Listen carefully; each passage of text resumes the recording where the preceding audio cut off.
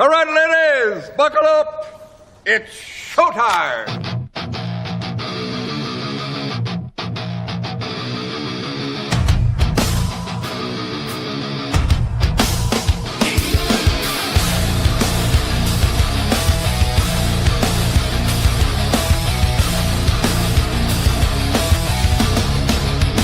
You gave me your loving, and I fell from grace. And good afternoon, good evening, good morning, and welcome aboard, everybody. Copperhead Road Podcast. We're live everywhere. Don't even need to go through anything to list anything. I got to come right at you. Just say we are live. How's that? Not dropping any other platforms, not dropping anything. All right. So let's see how that fares well. Okay. How's that grab you in the buns? Right now, there's two thick, juicy buns. I'm grabbing. All right. I'm your boy Footer, the bun grabber. My man Rex, he makes the buns. Jen behind the glass. What's up, money makers? What up, Glizzy? What up, Glizzy? Well, whatever advancements you made regarding not mentioning other platforms, I think you probably killed it by saying we're grabbing ass. No, I said buns. I know, but you meant ass. You were referring to ass. I did. I meant truth, ass, balls, everything. I'm grabbing fucking genitals over here. What do you want from me? You a boob or an ass man? I mean, I'm not going to kick either one out of my bed. And I my girls got them. My girls got them both. So I can't say with a straight. I'm more of a personality guy, Rex. But yeah, I like my personality with perfect boobs or perfect ass. It's Good night, everybody. It's more important to me that she's right with Christ. All right, we get it. Yeah, exactly. Yeah. Oh my God. Oh, So what's up, buddy? not a whole lot. My fucking back is killing me. It has been for the past couple of days, and my camera's fucking glitching. Everything. I'm in fucking shambles over here. In shambles. Yeah, you're not there. Your camera's fine. All right. Well, then Seems maybe fine. my Vidya feed to my monitors or something is glitching out, or I'm having a stroke. There's a lot of options that are on the table. None of them are actually anything that's positive to me. I mean, it might make for good radio, I guess. Yeah, and you know what? I think we got backstage, and let's not hold him up because I think he's fucking fired up right now. I think he's got a little fucking issue. Yeah, can't ever pronounce his podcast, but he's on today, so he can pronounce it. My man. Oh, hey, what's up, guys? How are you guys? Thanks for having me on. I actually had a moment. I know you're usually a busy man. You're usually a very busy man. Yeah, I went back to selling cars. Yeah, I probably shouldn't have done that. You know, we were at a point at the cleaning business where we could, because I already told you guys that I had a cleaning business, but we're at the point to where we were fine. We could hire other people. Yep. And I was like, I want to make more money. So I went back to selling cars because I'm fucking retarded and I'm a sucker for pain. And no, actually, it's because I like selling cars. I really do. I enjoy helping people, overcome their financial obstacles to get in a car that might help them succeed, So, all sales managers suck ass, bro. And it's just, I can't do the lying, I just can't do it. But anyways. Can you tell us what happened though? Or is that something you don't want to say? Oh yeah, no, sure. I can tell you. I'm not going to tell you the dealership because I love the people that own that place. It's family owned, family operated. It's been open for 75 years. I love the place. I love the people. Don't love him. What happened so we had a customer come in and there was like a language barrier. He had an interpreter, his sister, and he was trying to buy a car, and a lot of the stuff didn't match up, and we needed proof of income and stuff like that from him, and like proof that he was actually working and things like that, because he said he made $7,000 and things just look shady, right? So come to find out, we bring him in the back office, we pencil him out paper him out because the bank's like, yeah, we just need proof of income, and send him on his way with a whole packet instead of saying, hey, we need proof of income first. Then you come back, then we'll paper you, then you can go register your vehicle. and then you can come back and, take the vehicle away, because in Massachusetts, they're retarded. They don't recognize paper plates for whatever fucking reason. And this guy's from New Hampshire, and he's a young kid, he's like 23 years old, buying his first fucking car. He couldn't really, I don't think he understood what we were saying. So anyways, he came back the next day with all of the stuff that he needed, or that he thought he needed. And there was just so much confusion. And my boss immediately came out. He's like, this kid's lying. He doesn't have proof. He said he had proof. I'm like, I don't think we explained it to him well enough for him to like really understand because the guy can't speak a lick of fucking English. So, and his sister is like doing her best to translate while we have fast talk. My boss is a fast talker, fast walker. You know what I mean? He knows how to talk fast at people. He doesn't know how to talk to people. So, it was hard for her to interpret a lot of the stuff that this boss was saying. And so they just got what they assumed they needed, because he kept saying, I need pay stubs. I need pay stubs. Not from what time, not from when. He said, I just need pay stubs. So this kid brings like all of his records.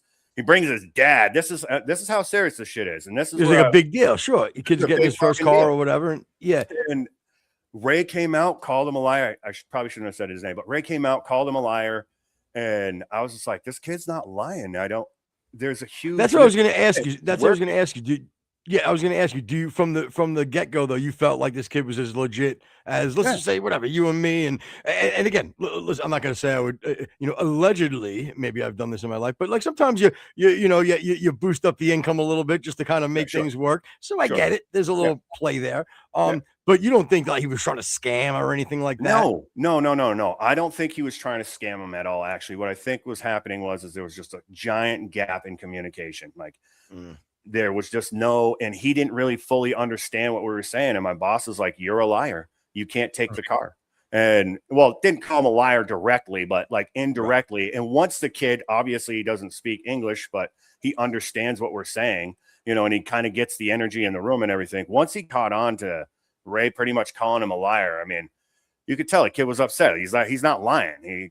He had everything that he needed. He had his union card. He's a part of the union. You know what I mean?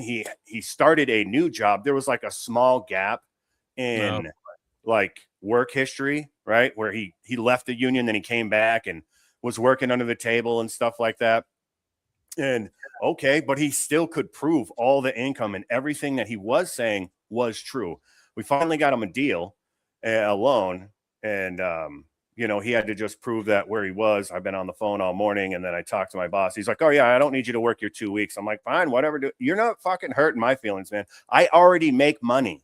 I came to this dealership because I wanted to work for you, not because I needed a fucking job, bud.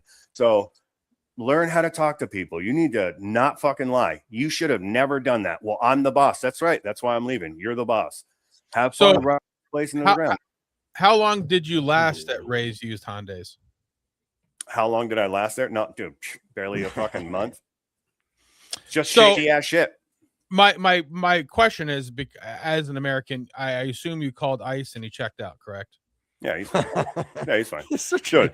Rex is so brother. That's the first thing I thought, because my sales manager, he was a lot like us, and I went up to him. I'm like, what it be the chances that this guy is a fucking illegal and we just stumbled on a shell corporation? He's like, don't get the fuck out of my office, guy. I don't even want to think about it. This is already a fucking nightmare, because me and Ray are fighting back and forth, and I'm trying to like keep the peace, and I'm also trying to keep my patience, because I genuinely care about people's well-being and their success.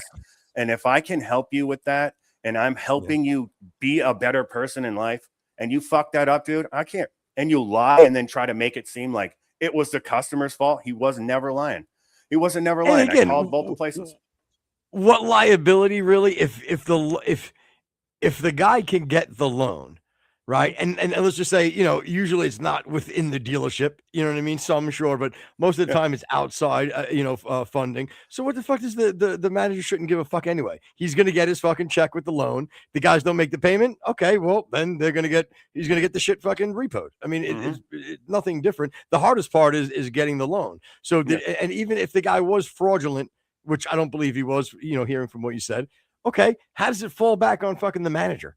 What, you did your due diligence? We checked it out. Things seem to check out. Oh, what are you going on your feels and your vibes now? I mean, that's a little tough to do. That's not, that's not good. What should have happened in that situation, in my opinion, I sold cars for 5 years. You know what I mean? Like, I love it, but I don't love dealing with the shady scumbag, chase your tail in the back end kind of. I just don't like that shit. If you do your job right, there should be no reason for chasing your ass in the end. And we've all been to car dealers. We've all seen it happen. You show up, they're like, yeah, dude, you'll be here. If they say a half an hour, expect 2.5 hours. It shouldn't be like that. You know, I had a delivery for one guy. He was retired from the military. So he says. Well, no, he was legitimate too, you know. Bought an F2, beautiful F250. I loved it. Anyways, and he was supposed to just come and pick up the truck. He was there for 3 hours because there was something wrong with the truck. Now, that comes back on us. And Ray knew about it. He didn't do anything about it. Just sat on his hands, talking on his phone, you know, talking about golf. That's a guaranteed first 3 oil changes for free. If you know what I mean, one oil change per hour makes that guy happy. He would not give anything. He would be like, oh, sorry about the inconvenience. And if nobody made any noise or made a stink about it, he would just be like, he would play it off. I'm like, what? They don't even, if you go and buy a used car, they don't even give you a half a tank of gas. It's only a quarter tank, just enough to get you to get it off the fucking lot. And once you purchase it, there's not anything you can do about it except for bitch about it, which I think is fucked up, man. If somebody comes in and spends $23,000 at my dealership, you are going to leave with a fucking tank of gas and a shiny ass car. That's what you're going to, and a smile too. Because I don't do bad business. Yeah, that's what I hope for. You know what I mean? But at the same time, if you don't practice bad business and do shady ass shit by not getting the stipulations the bank needs first before we paper the kid and then write it off as a deal, that's not good. That's not okay. That's bad business. That's how you build bad rapport with people. And that's how fucking dealerships got the bad reputation that they have now. It's from doing that kind of fucking squirrely-eyed shit, man. And I just won't do it. I make enough money here. I don't need to be there. I'm trying to get my fucking show off the road now. Now I'm more determined than ever because I realize, like, fuck car sales. Unless you're working for a dealership that's like extremely reputable and they work on training and they train their people and they say, hey, listen, we're sending you here. Ford's paying us to send you here. We're paying you to go there for whatever, how to close deals, how to paper people, whatever. Get involved with your sales team. If you're sitting behind your fucking desk jerking off or whatever it is that you're fucking doing, I don't know. I don't care. Then the people that are working for you are going to be sitting behind their desk, scrolling for fucking TikTok or thumbing or waiting for some fucking up, and you got 4 dudes on a small lot. You got 4 dudes fighting over one fucking lot up. No way. No one's making money. That's fucking insanity. No one's making money, especially some of them are fucking. My last one, dude, they were all dollars. I had $1,000 deal. Well, all the rest of them were dollars. But now the customers don't have their man in the corner because fucking trust fund baby Scott had to fucking throw a temper tantrum and take his fucking ball. you know. Actually, what I think I'm going to do is keep my TikTok going. I actually am going to talk because I'm really close with Ty, the owner, and he likes the fact that I do social media and he wants to have more of a social media presence. So there might be a silver lining in the cloud there, but you know, whatever. I don't care either way. These fucking people need to learn their lesson. You're going to lose sales. If I was the owner of that store and I found out he did what he did, I would fire him immediately because who knows what kind of legal repercussions that could have had. Who knows? Sure. Especially, you know what I mean? Especially nowadays. Even if half the time, even if you're in the right, you're subject to some sort of dumb lawsuit. So I'm surprised that they don't protect themselves even a little better just for the fact of everybody being such crybabies. Don't get me wrong. Morally, they should be doing the right thing regardless. But even if you want to go shady business end of it, protect yourself. You know what I mean? Even if you didn't like the guy for whatever reason, you thought he was shady, how about you fucking dance around it? How about have a little fucking bedside manner? You know what I mean? That's the problem with half of the people anyway. Yeah, they don't know how to talk to people. What's up? I'm on Ray's side here, obviously. Of course you are. He's such. He really Remember we were just talking about bedside manner. That's all right. That's all right, man. I get it. Some people are going to say it the other way. Fuck him, Scott. Fuck Rex. Right. Fuck fucking Ray. Fuck them all. Yeah, and it's that kind of laissez-faire attitude from the both of you. Why you're not fucking managing a no. dealership. Fucking Ray. I go, Jesus Christ, poor guy. Scott, don't listen to this fucking guy. Jesus No, see, Christmas. I wanted to. I mean, but at the same time, like in all actuality, I miss my daughters. I went from seeing them every day, all day. You know, I worked for 6 hours, 7 hours, whatever. I'd come home and they're there. You know, now I'm working 12 hours. So, and I still make the same amount of money. I mean, I could make more, but I'd rather spend the time with my kids. You know, I'm already halfway through my life. So I already make good money now. If my show takes off, when it does take off, it will. It will. You know, yeah, it will. No doubt about it, man. It's all about mindset, man. If you believe in something hard enough, it will come true as long as you keep working actively. That's another thing too that drives me fucking nuts, bro. You have to actively be working towards your goals. A lot of these fucking nitwits out here, especially like these fast talking sales managers. Hey, let's fucking watch the language here. No, he said nitwits, That's different. The other N word. Yeah, don't get panicky. Yeah. Well, dude, I don't use that word unless you push me to use. I don't use that word. Yeah, and as long as the windows are up in the car in traffic. But either way, I get you. There you go. Or roll them up. Yeah. But ultimately, you know, if you want to be good at anything, you have to actively pursue it. You can't just sit on your hands and think like, oh, I wish that I could be a fucking influencer or fucking own a dealership or a cleaning business or whatever the fucking case might be. You have to go out and get your fucking hands dirty, just like all the other greats did it. Just like Ford did it. Just like fucking who's that steel guy there? Oh, fuck. Remington Steel. Yeah. Cohen. No. Napoleon Hill wrote a book after this guy, Think and Grow Rich. What the fuck is his name? He was a huge steel tycoon back in the day. I'm trying to think because Andrew Carnegie is who I'm thinking of. And, you know, it's true. This hall. Sorry. Yeah. Never been. Influence people. That's a different Carnegie. But it's one of those things where if you want to be successful, you have to go out and get the success. No one's going to give it to you, and you're not going to think it and manifest it like most of these fucking liberals and crybabies that are like, oh, all these capitalists are just so evil. Why? Because they're fucking making money. Shut the fuck up, crybaby, and go out and make your bread. That's just how I look at it. And I couldn't agree more. Well, I couldn't agree more as far as even from like I can equate it to let's say when I was 18 years old, there came a time in my life where I was like, yo, look, I know I'm pretty good at music, you know. I had a few things in my corner to follow, like let's say the unrealistic dream of, let's say, going out and getting a record deal, right? So yeah, I was in my head, it went from this like, oh wow, I love being a band, I love banging chicks, I love fucking smoking weed, I love, you know, that whole thing, to all of a sudden, wait a minute. Like, if I want to do this, like, this needs to be a 10-year plan now. The same way I'm going to college, like I would be going to college out of high school, and I want to become a doctor. You know what I mean? Like, I need to approach it that way. And that's exactly what I did. Now, again, was I a household name? No, but I ended up, after 6 years of legitimately treating it like a fucking business, and nothing was going to stop me to achieve my goal. Okay, believe me, even when it got to be playing in front of, like, let's say 500 people on a regular basis in the fucking New York City, the mecca of where you want it to be, it felt great. But I'm like, if I become complacent right now and I accept this, I will never, ever, ever get where I want to be, to the point of where, the fact of the matter is, how I really solidified my record deal was straight up stalking, you know, like an artist that I knew came into town, and I'd wait in front of their fucking hotel. You know what I'm saying? So it was that type of mentality that enabled me to be able to get where I was. You know what I mean? And it's the same thing with, like you said, a car. So I think the whole point to that is that even when it's these wacky ideas of maybe it is wacky to have a show on the internet with all the flooding of content out there, and you're like, this is what I still want to do. You look, if you put yourself out there and make this a fucking 5-10 year plan, look, you have a good shot. You gotta fucking do something like that. If you just sit there and think that you're going to be somehow, look, could anything happen? Is the anomaly out there? You fucking hit on something, boom, it happens. You get lucky, sure.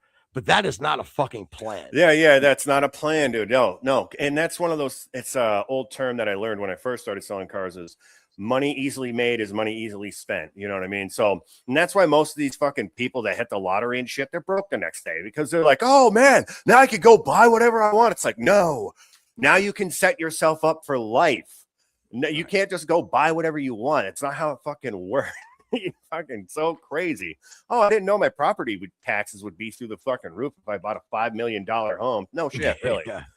Like, who would ever gave you that idea? This is why our education system needs to be fucking totally reformed. And we need to teach people how our fucking money structure works and how to actually make money, like economics. I was talking about it with somebody the other day.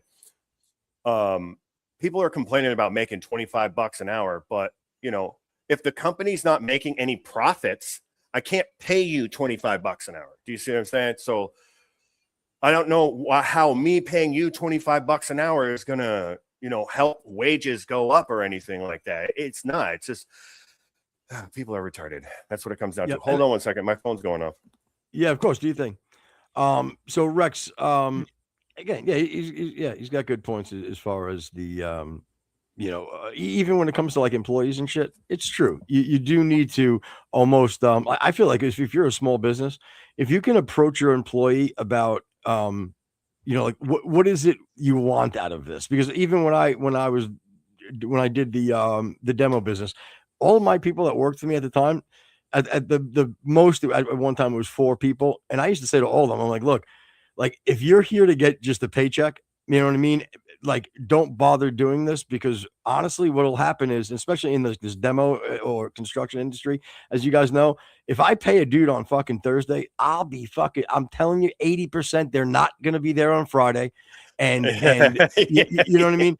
So I would always tell these guys, look, here's the best case scenario, right? I'm making this up. If I get $3,500 for a fucking demo, okay, if I have to pay all these different people out, and it's just going to be a paycheck, I'm telling you, you'll all get paid, but I'm not going to make any money. So I'm not going to be able to go out and get more jobs. The ideal thing for you guys is to take the wage that I'm giving you, do a great job so I can feel comfortable leaving you on the job, going to get another demo that you guys can do on your own. That all it's going is through my company. And now you're making the $1,700 each for the demo. Maybe you're throwing me a couple of bucks or whatever, but you have to think of it like that, and I always tried to push it to because like you said, at $25 an hour, and if you just give it to them, it means they'll take the 25, they'll spend 27 an hour, and they don't give a fuck, and they'll live in that bullshit complacency. Yeah, people don't live inside their means either. That's a huge problem. I don't know if you guys watch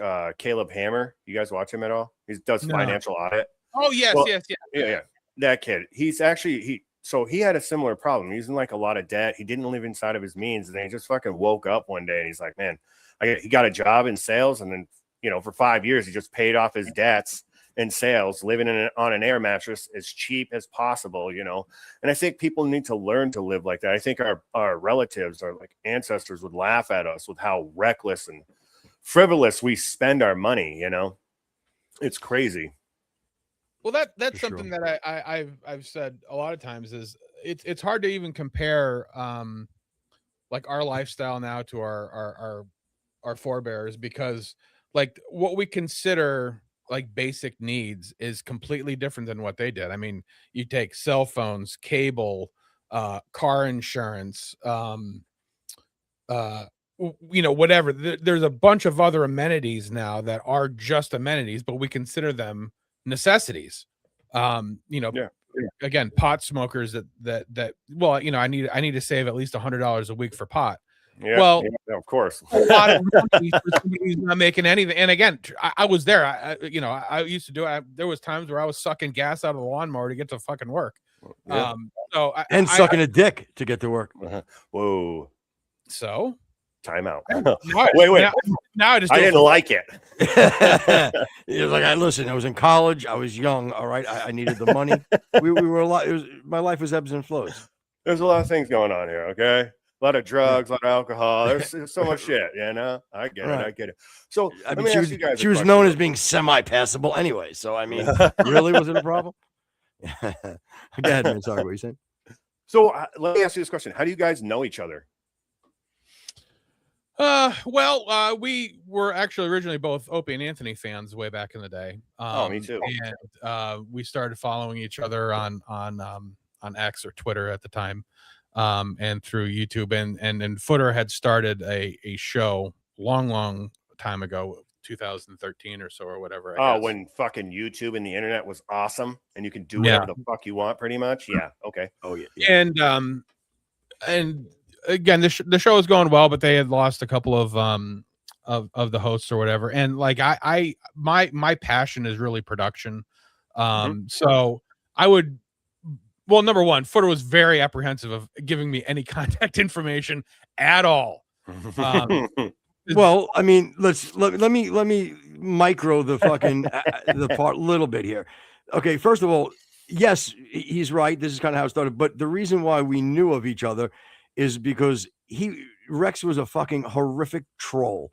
I mean, and like really bad on Twitter as being a troll. Now, again, with that being said, it was probably it was the wittiest, funniest shit that I've ever read in my life when it was happening, when he was trying to troll me. Okay.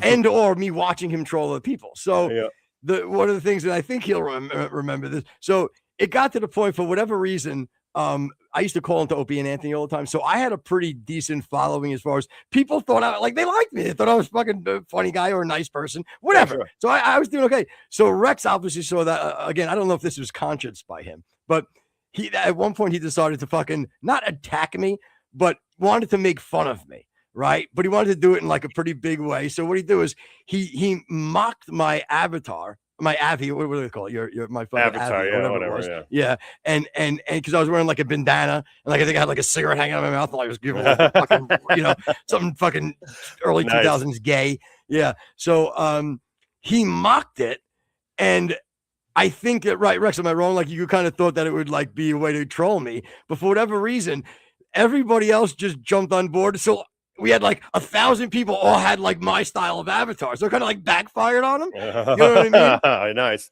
So, yeah. So, and you mentioned this before. I don't remember that, but I know you don't. Well, so again, maybe says, we got Cleamstar on, which I had to look up. Holy shit. Do you look like him? Do you have any idea who that is? No idea. It's a famous YouTuber, I guess. Oh, but, fantastic. Yeah. For the love of Mary, you do look like him. It's fucking hilarious. Oh, thank you. Thank you. He must be a handsome guy. That's when people are like, "Oh, you look like somebody I know." I'm like, they must be a really handsome dude. What can I say? You're like, oh, I'm sorry, some European model that I don't know. Yeah, put it on a show. Do a little spin for me. Yeah. Well, that's awesome. That's a good story, man.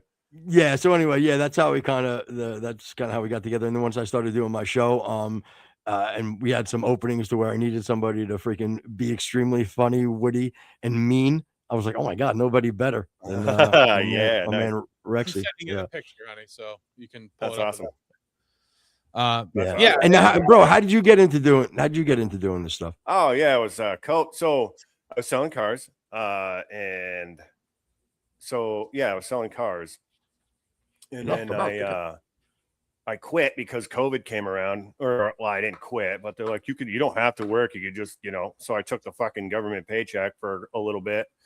And then I was talking to my cousin one day, and I just would drive around on the back roads of New Hampshire, like dirt roads, and just like talk shit about what's going on in society and whatever. And a bunch of people just started following me and making comments and everything. So I just kept making videos. And people were like, "You're fucking hilarious, man. You tell the truth." I'm like, I mean, guys, it's not really that fucking hard to just be honest about the situation right here.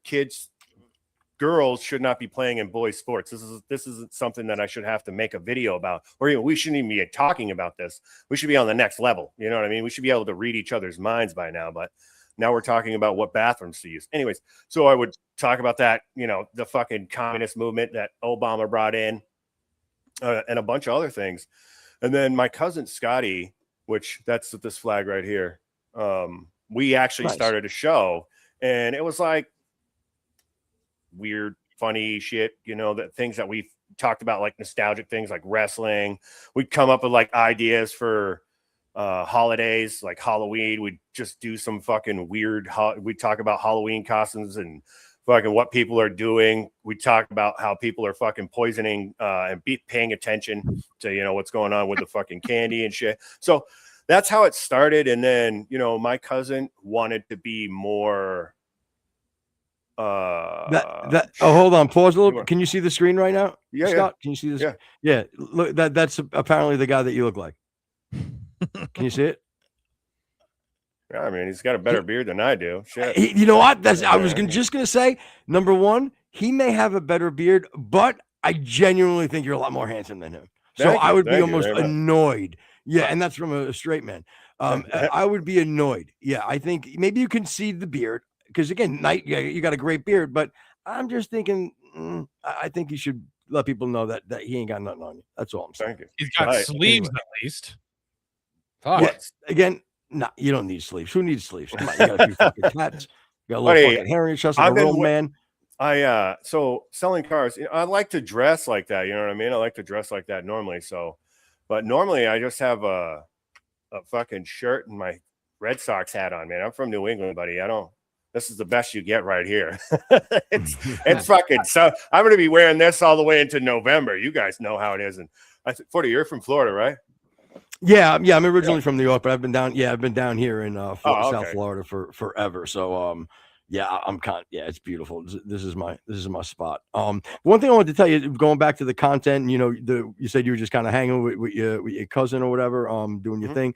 But what I say to Rex all the time, I think that listen, I think it would be disingenuous to say that we don't have certain beliefs that we're pretty open and honest about, but we do allow people to have their opinions, even if it's like there's a difference between having an opinion about something and having an agenda. You know what I mean? And I think that's important when people are trying to do content like that you're doing, you know, mixing real life shit into you know, maybe a little substantive conversation when it needs to be, you know, on what's going on, like you said, you know, girls and boys sports, boys and girls sports, you know. But if we can stick to being honest about our opinions and but not having a fucking agenda all the time, I think it's the best way to do this. That's why it makes me laugh. Let me ask you this: we get killed with trolls in comments, especially on Spotify, because I think we're over. I think this year was like 275,000 downloads and plays or something of that nature. Awesome. That's on Spotify. Across all platforms, it's I think like right now it's like 1.3 Henry. million.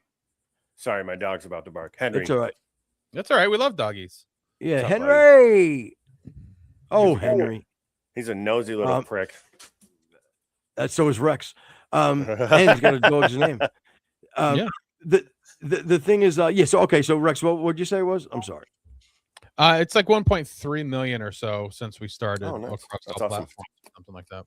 Okay, so there you go. So you know, with that percentages, even if it was 1% of shitty comments, it's more. But even if it was 1%, you know, I know. It's like people like Scott, dude.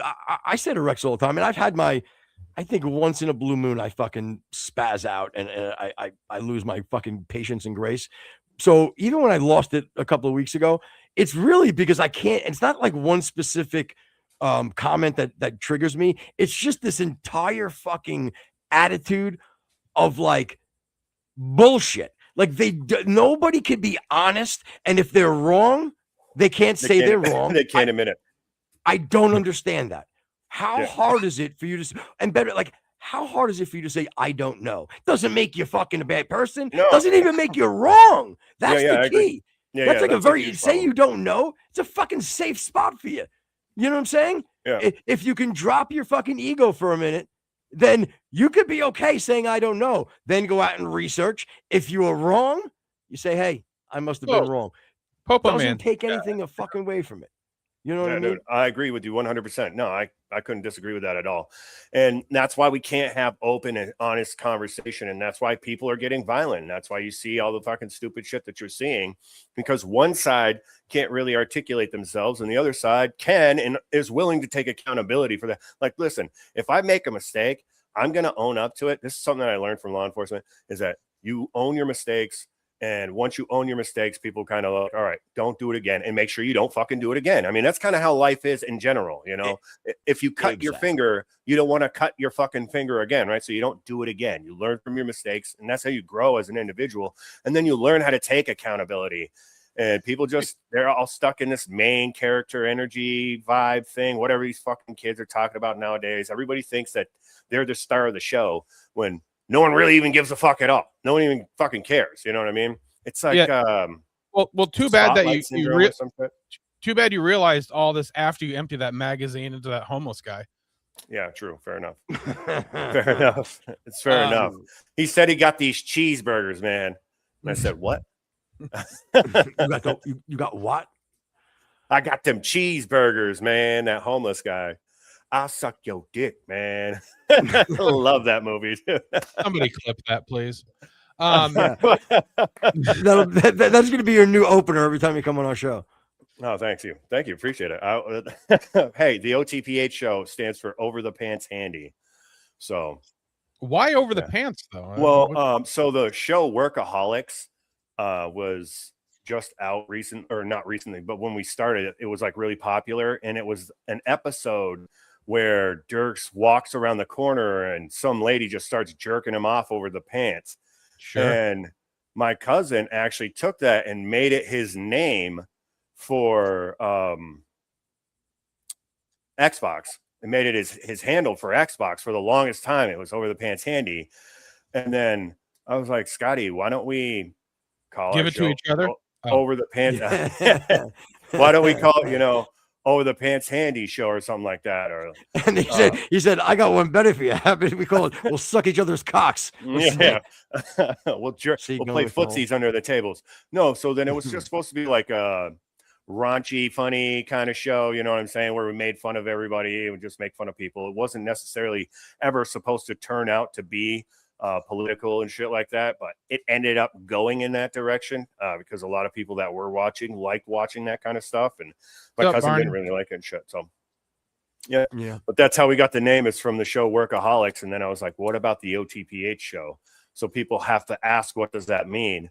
What does OTPH mean? And it kind of turns out to be a joke kind of thing, or people are like, what do you guys like jerk each other off? It's like, yeah, exactly. Well, no, the show is like, it's painful at first, but it's got a nice finish. You know what I mean? So I see. Unless you're washing your hands. Never. That's why you don't have to wash your hands afterwards, because it's over. No, you have to wash your pants. What the fuck? Oh yeah, I mean, buddy, I'm not getting jerked off in my pants, man. That's a bad day. That's like jerking off with sandpaper. That's a no bueno, dude. Oh, you ever seen that movie? It reminds me. What the fuck is it called? I'm afraid of the title here, but go ahead. Human Centipede 3, where like the dude. No. So I seen the first one. After 2, I thought they couldn't have made anything better. They did a third one. So like this guy fantasizes. fantasizes. This guy fantasizes. I worked with a dude that was like in love with horror movies. Like he was just like fucking crazy. He's like, yeah. He's telling me about this. Fuck bugs. This guy used to fuck centipedes. Oh God. Yeah, no, they're vaginas. Them dolphins. They're exactly like a real vagina. No, it's he pulled the Richard Gere. You know what I'm saying? Yeah, right through the butthole. Right up through the butthole. Anyways, so there's this one scene in the movie where he actually jerks off with sandpaper because he's like a psychopath and he's obsessing over this woman that is acting in a movie. So do you remember The Grit? The Grit. Was it a 220, 80? I thought you were talking about a fucking movie, dude. No, I don't. No, Rex is a big fan of the Grit 3.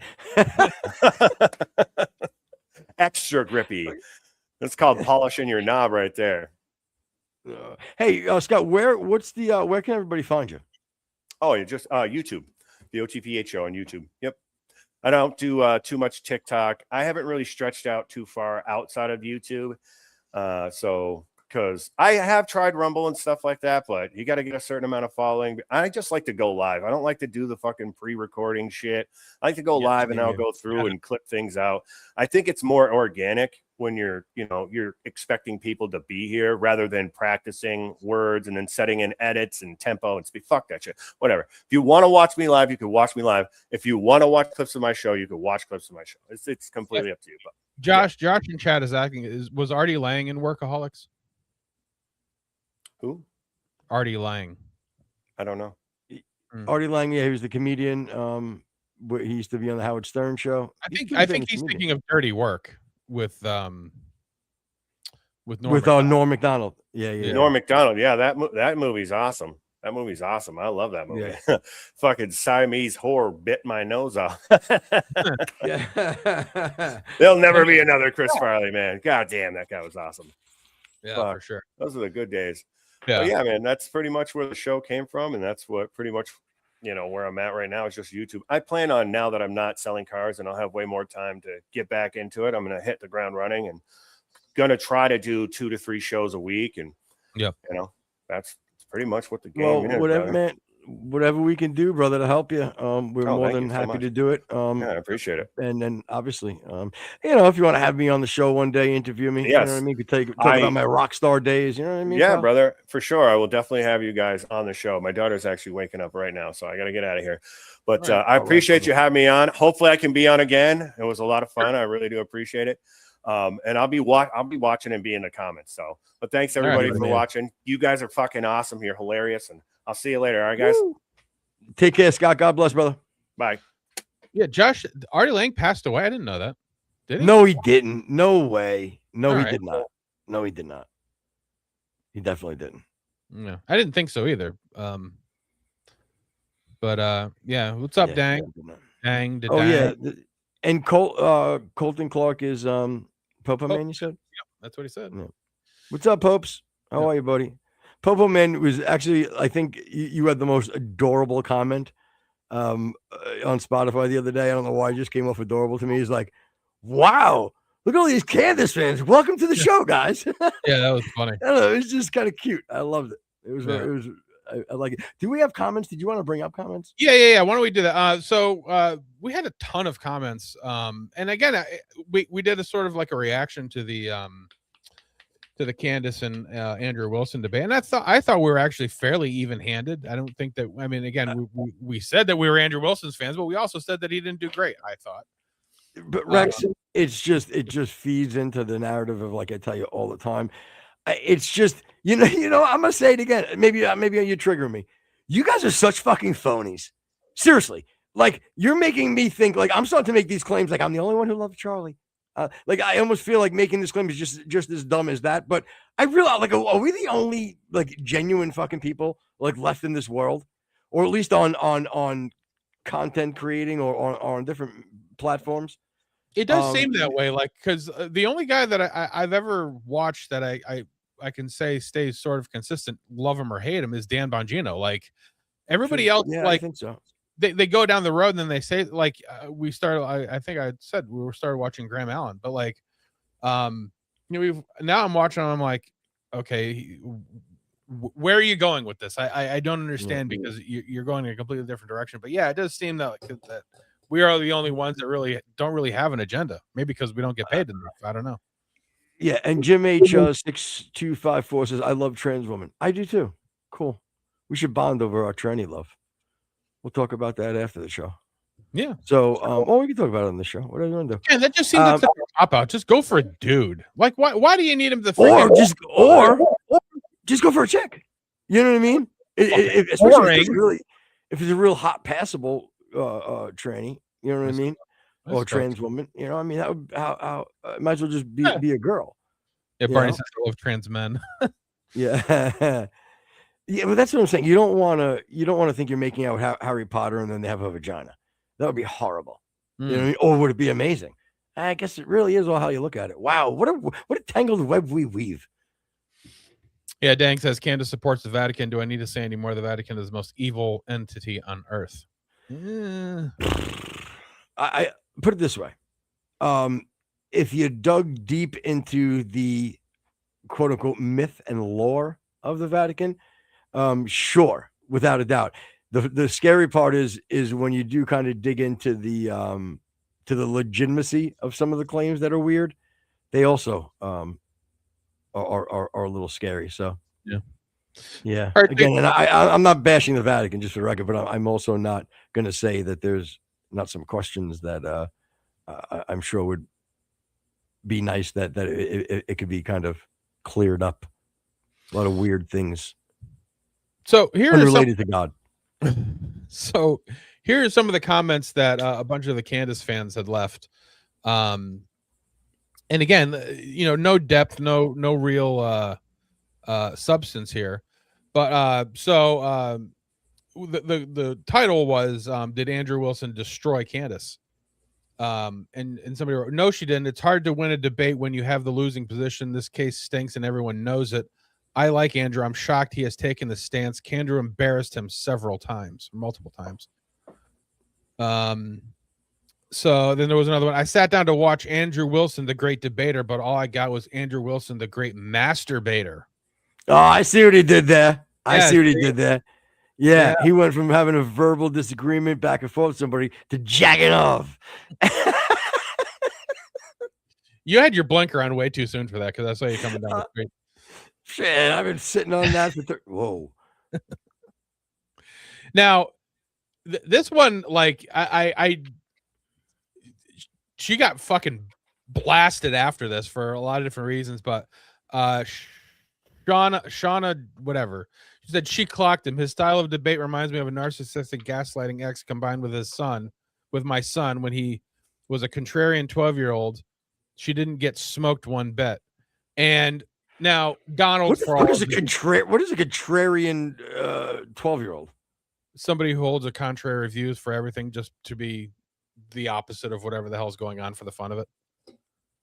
Okay, so I didn't quite understand. I know what contrarian means. I didn't understand the context of why the 12-year-old came into play. So it was nothing more than doubling down on just being like the mentality of a 12-year-old plus, or I didn't kind of understand where she was going with that, quite honestly. Right, I think that's what it is. And Donald, for all of his or her pluses or minuses, said something that, again, struck me and Footer hilarious. But she said, yeah, no, you said what she said. She said, how is the hair cutting business going? And the reason is the key is seeing the picture of this young lady that wrote that comment. Right. That's crucial. That is so crucial to the entire thing. So if you see that, you kind of see what she wrote, the 12-year-old being single, the look. It was just the funniest fucking comment. That was so, it's just, like I said to Rex, I go, it's just so mean. You know what I mean? It's just so mean because it's true. Like, it's true, even if it's not true. Right. But besides for being witty, it's just so fucking mean and funny. Yeah. So a couple of other all right. Well, Popo man, take care, brother. I appreciate, and I really I appreciate your comments and stuff in Spotify. Thank you, my friend. For sure. Andrew embarrassed himself, and Candace allowed his idiotic tact to unfold. Candle handed him his fame of stupidity. He will be remembered as a fool. America's first poor little boy got absolutely destroyed. The insecurity of checking her phone is a sad cherry on top, which again was not a good look at all. I don't know why.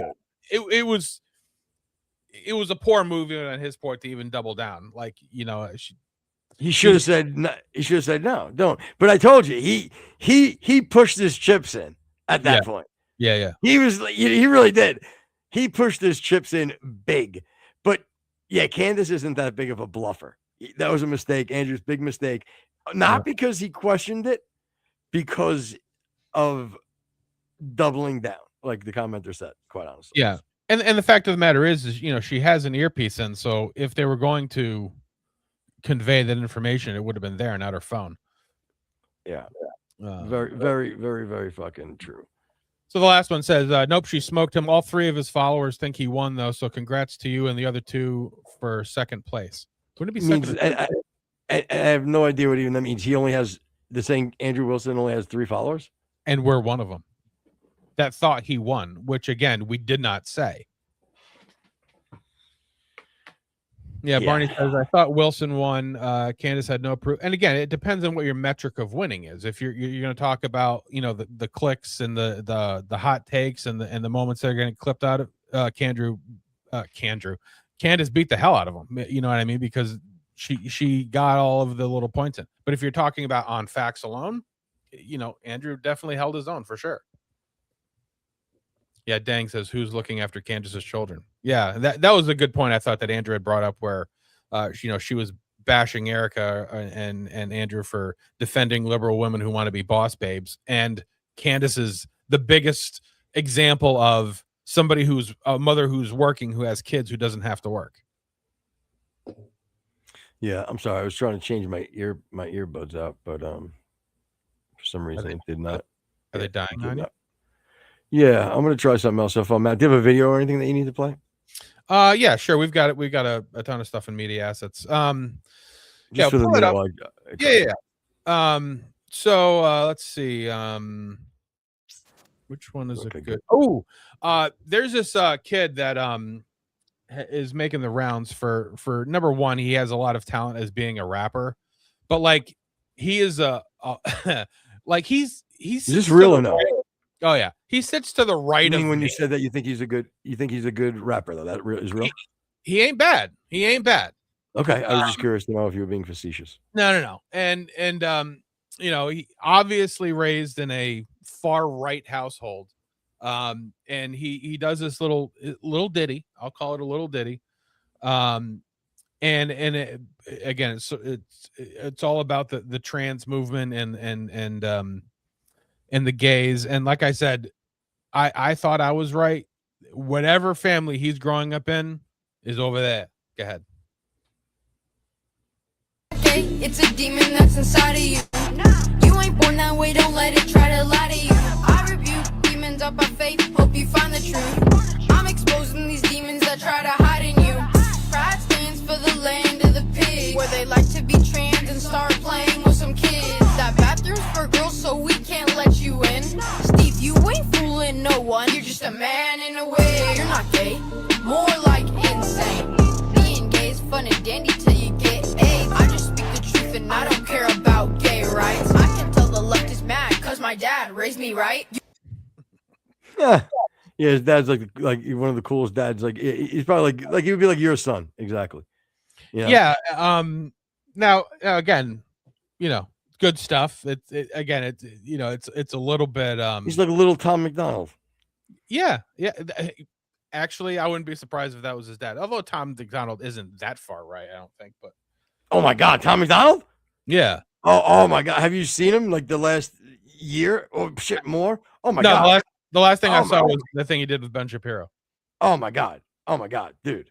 There's nobody more right and pro-American in the world than Tom McDonald. I almost so much I don't even think it's genuine anymore. Like it's so, and he's from Canada.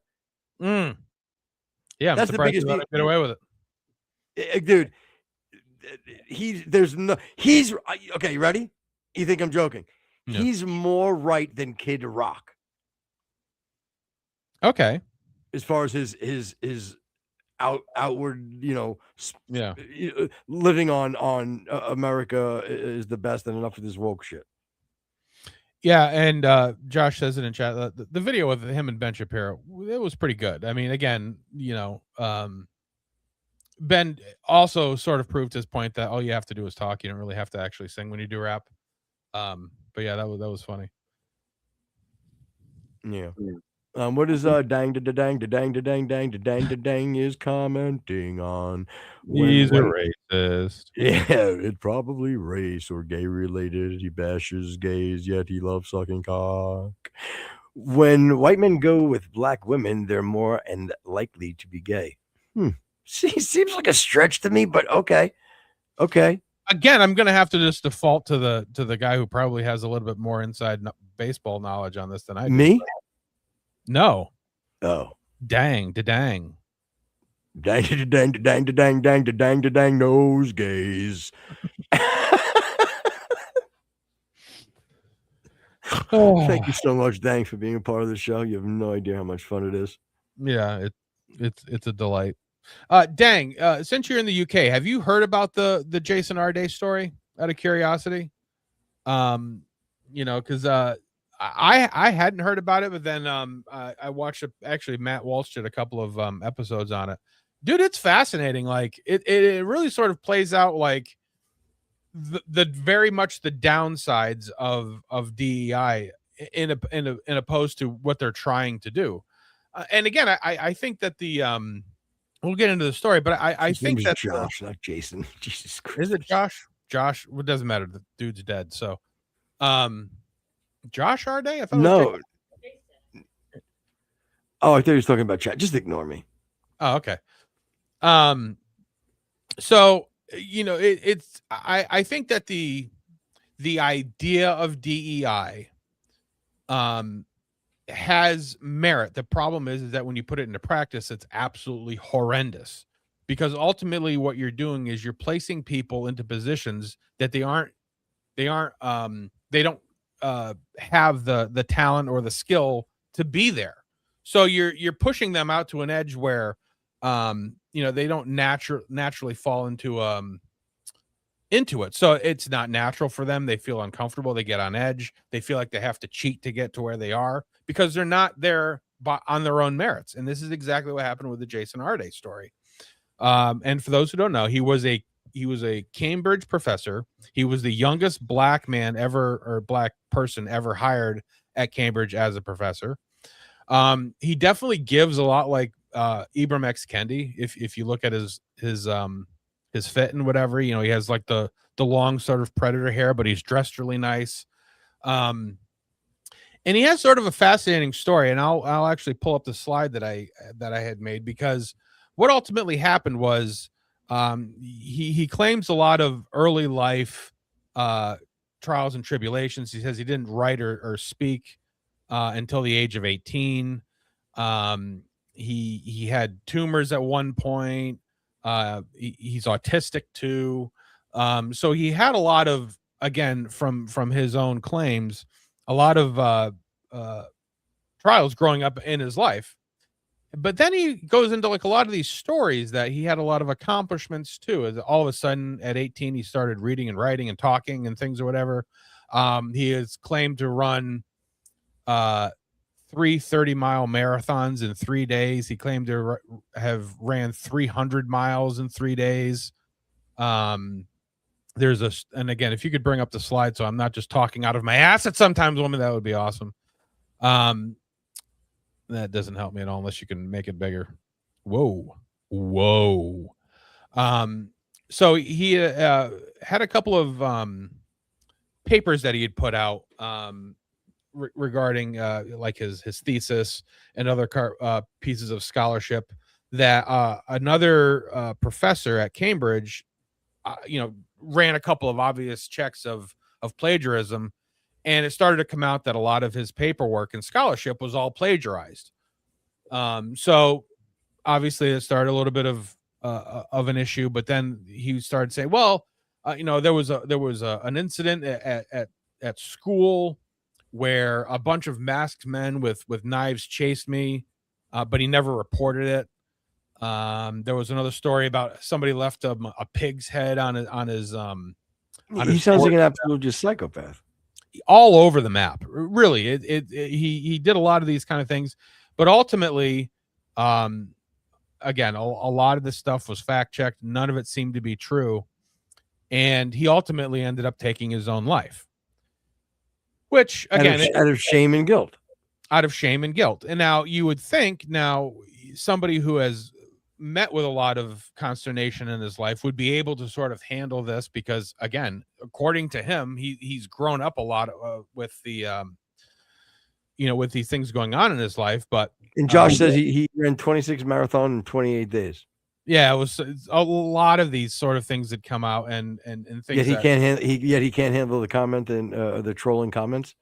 Right. So, and he, of course, the tragedy of it is he left 2 kids fatherless. But again, you could stop the story here and say, obviously he was in a position that he wasn't ready for.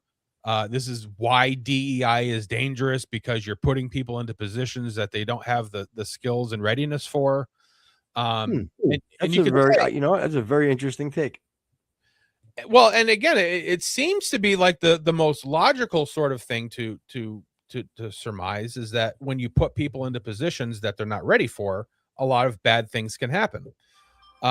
So again, if the story were to end there, you could be like, this is the case. However, the UK and the left now is trying to make this into their own little George Floyd situation.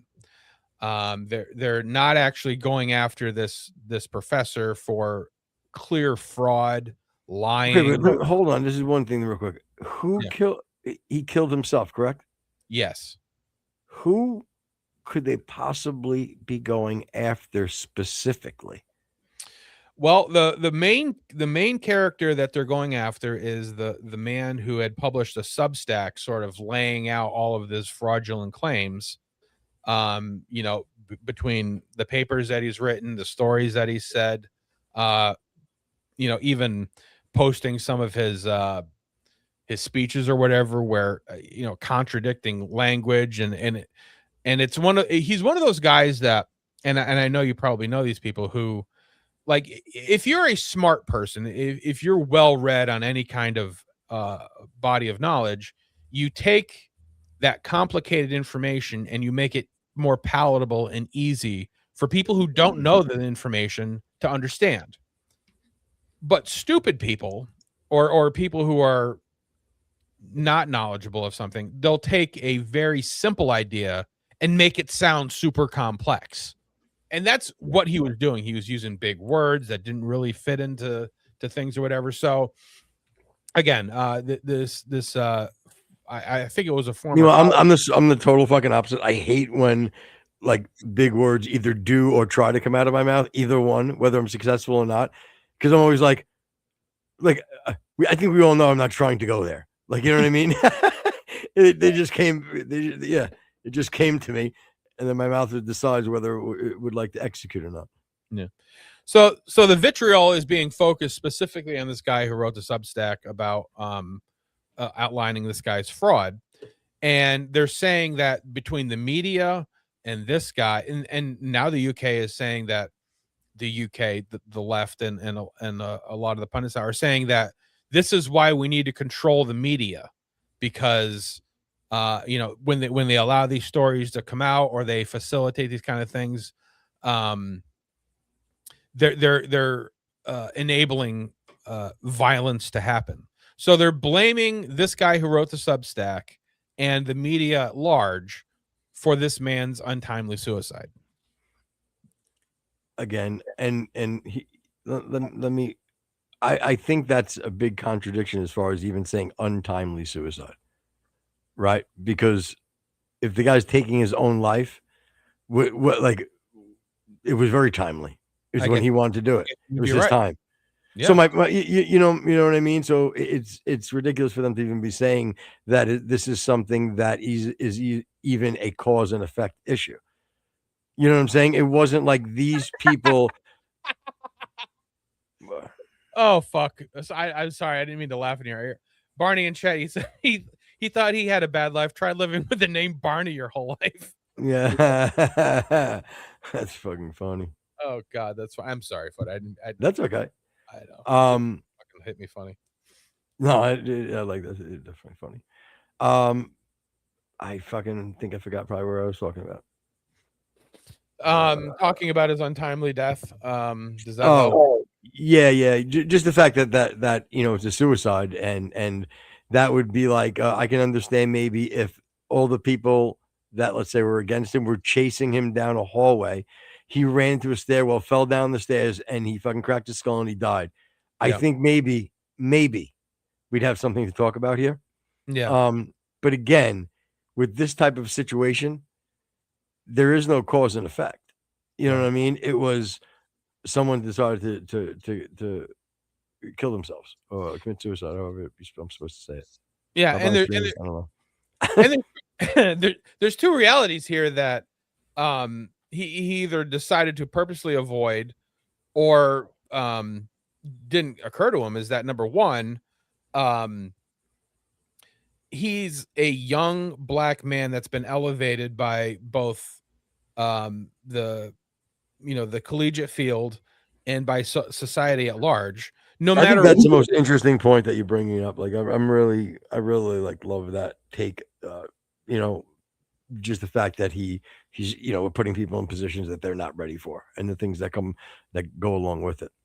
But with that Fascinating. knowledge, though, like he should have known. It doesn't matter what they would have found. He would have been fine. You know what I mean? Like, it doesn't matter what they would have thrown. I mean, look at Elizabeth Warren. Claimed she was a fucking Indian for how long, and they're just like, whatever, she's fine. So he would have been fine. Like, there's no reason for him to go. Or it would have been over for him, and it would have ended, and that would be his story. Whatever he goes on to next would continue to be his story. You understand what I'm saying? Well, look at even Jesse Smollett. He's fine. You know what I mean? Like, nothing super happened, but or as not fine as he is. Again, you know what I mean? It is what it is. You know what I mean? Even if he's not fine, okay, but he's not dead. Yeah. And the fact is that if he indeed ran the bet and he didn't do all of this plagiarism and all of this stuff was actually real and it did happen to him, and he could just be like, well, I'm sorry that I can't prove a lot of this stuff, but it did happen. If that were the case, he would have also been fine. What's up, Slump? Oh, that's right. Yeah, he was on the show that time. It was the younger kid. He was like 19 or something, or maybe even his 20s. Yeah, I remember. He called in. A leftist Limp Bizkit fan, just like my co-host. Yeah, I'm a leftist. That's true. Very liberal, Israel supporting. So now they're having I wouldn't say riots yet, but they are having these big gatherings or whatever, and of course all of the white elitists are coming on and saying that this is why white people have got to realize that they're the cause of all these problems. Again, some of the video, and maybe we'll even pull some of the videos too for the next show, if it's still relevant then. But like, just the groveling of these, stiff upper lip fucking white British assholes is insane. You know what I mean? It's annoying. It's gross. And I don't know how any of these people live with themselves. I really honestly do not. Yeah. No, I just don't, and also I don't know how I just can't understand the logic of justification. Now, don't get me wrong, it doesn't mean I don't understand what you're saying. I do. But not only do I strongly disagree, I feel like it would be very hard to be consistent in your life or your beliefs if you are thinking that someone is directly involved in this man's death. You know what I mean? There had to be so much more, and you can simply base that on the accusations and the behavior that he showed. The events, like you said, that happened to him, this pig's head thingy and this thing and that thing. It clearly wasn't something right there with this guy. And then, like I said, tack on to the brilliant, I think, take that Rex made as far as being underqualified for position, not even just as far as ability to do his job, but the responsibilities of handling everything that comes about with it, criticisms, pressures, things like that. Well, it's the problem that ultimately always asserts itself when you promote subjective reality, is that objective reality always manifests, and that's the reason that when the trans go through the surgery and they're promised that they're going to be the other sex, whichever way it is, there's sort of like a honeymoon period where yes, before you get the surgery, you're 50% more likely to attempt or commit suicide. Then there's the 2 years or so while you're going through the surgeries and getting things or whatever, where that suicide number drops. But then at the end of the road, when you realize that Santa Claus is not real, that's what I've heard. This again, all right. Let's not get crazy, please. All right. So I can't even read Team Hype right now, but like once you get to the end and you realize that you are at a point where it's not going to happen and you were sold a bill of goods, that suicide number goes right back up to where it was before. So ultimately it never does any good, even though you think you're doing a short-term band-aid with supplementing somebody's subjective reality, it ultimately will never work out for you. Yeah. Because even if you do heal, you still got to rip that Band-Aid off. Am I right, folks? Good night, everybody. Later, peeps. So Slump, clearly missing my analogy, says he was trans and killed himself. Yep. Nailed it. No, On the nose. I'm sorry, what, babe?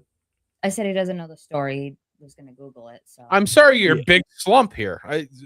I'm just trying to be funny here. just keeping it real. All right, fine, I guess. All right, money. All right, team hype. I'll read your thing. Europeans were not satisfied with what they had. They had to go and colonize the rest of the world and actually I'm going to paraphrase here, make the world better.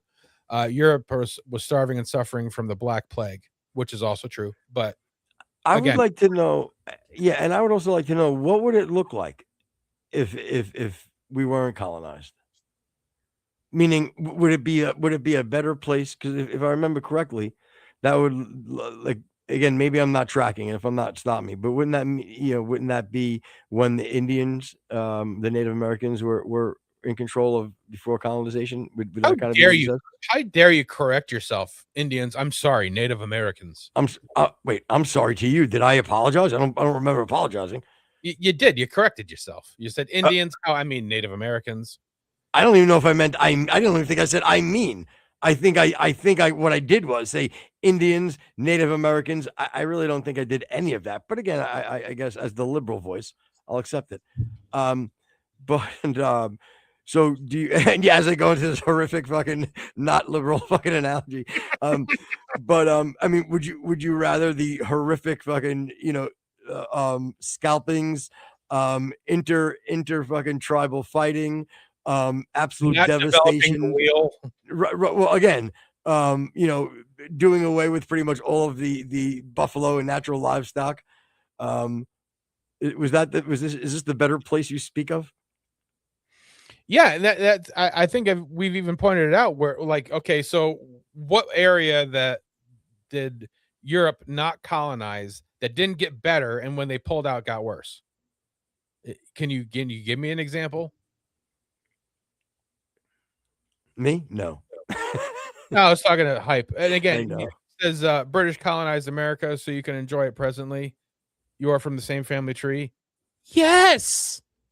Yes. Of course we can, because it's better now than it was. Yeah, and bring up dang's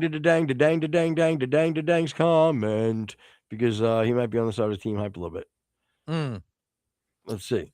I can't.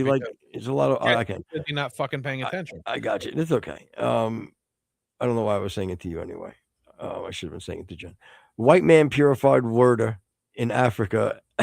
We industrialized them. We gave them medication. List goes on. Time to take a step back and let them die off. Literal reading is the absolute best. Yeah.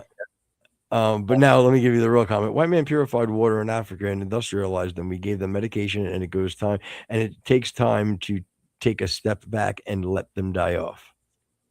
What are you saying, that they weren't Kangs? I thought they were Kangs. You guys are not self-aware of your own existence. Really? I thought I was kind of self-aware. I just pinched myself. I think I'm aware I'm here. Really? I just stabbed myself in the leg. I feel nothing. Maybe you're right. Yeah. What did Slump say?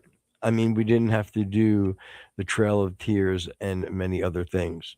I don't know. What's the Trail of Tears? I don't know anything about that. It's nonsense garbage that fucking libs fucking fed us about. Oh, we made the Indians move. Yeah, whatever. Wait, that's why they were killing each other and fucking removing hearts and scalping? That was the white man's fault? I had no idea. This is terrible. Slump, do me a favor. If you're going to like take the side of the saddle. Hold on, Frank's back. It's my favorite comment of the day. Hold on, everybody. Frank Brown N2P needs to be heard, and I agree. These losers are still gossiping like women during a workday.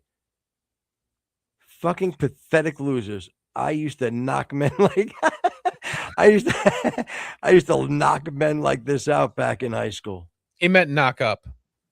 Oh, you were spreading semen into high school men? Whoa. Yeah, when God, you Frank. Frank, now when you would fucking jackhammer older men as a high schooler, did you finish in them or on them? Yes, That's what I need to know. No, in them. In them. How fucking boring for the watcher. Yeah. Oh, Frank. All right. Well, feel free to stop by again next week. I think a show even on Friday. And you can always call up. Yeah. And we can always talk about this. Like, I don't come to South Philly, loser. Wait, first of all, I hope you're not talking to us. We were immediately frightened of your bravado. So what do you mean? Dude, imagine being from South Philly and being happy about it. What a fucking idiot. He's like, yeah, fucking cheesesteaks, man. What the fuck? We get it. Extra whiz. All right. Yeah. No, Frank, no, we're frightened of you. You know what I mean? You clearly used to knock people out. Actually, I think I might have heard about you. Frank, yeah, no, you know what? I do remember hearing about a guy from South Philly, Frank Brown, that used to fucking beat the shit out of fucking high schoolers that would sit around, would gossip on work days. You will find with the guys that would do it on the weekends, but not okay during the week. Okay. Is this Brownie B? No. I was gonna say, if this is Brownie B, I am scared. I'm nervous because bro, haven't you heard what he's done? Bro, that could be me and you that he would do that to. He might knock us out. Yeah, Barney is nervous because he's using the wrong version of 2. Yeah, you know what, Barney? He's so nervous he forgot to know. Which he does every time he's in bed with his girlfriend. Am I right? Good night, everybody. You witty son of a bitch. That was fucking. But yeah. Oh, and see, Frank, the baby Dick Brown. He's like spreading semen all over the local high schools. Baby Dick Brown. No, first of all, Scott, don't be nervous. All right. Don't worry. It's okay. We're all scared of Frank Brown. He would knock people out in high school. And hold on to your shirt. All right. You might be even a little more nervous. He's not just from Philly. No. He's from South Philly. Oh my God. It's a little warmer there, I think. I think it is. Yeah. You go a little too further on you go a little too far on 95 South. Yeah, you may run into Frank Brown. All right. Brownie B, I think Brownie B, or as our pal Scott says, Baby Dick Brown. All right, let's get the team hype because I think dang agrees. Let's see. This is team hype. So-called white people have made the world worse. You people are delusional. Then Dang says, dang, white man getting rid of the natives was God's will. I'll tell you, Dang is always right to dang on it. It's crazy. Yeah, and obviously Team Hype has zero evidence of that because Africa is still an absolute shambles. It was before white men. It was during white men. It was after white men. And he's complaining that we got rid of fucking idiot. Who gives a flying fuck about those savages? Seriously. Hold on. Wait, this is my favorite comment of the day now. He's talking, he goes, come to the UK and get beat up by a 6'2" masculine gay man. Oh my God, that would stink. Oh, that would be horrible.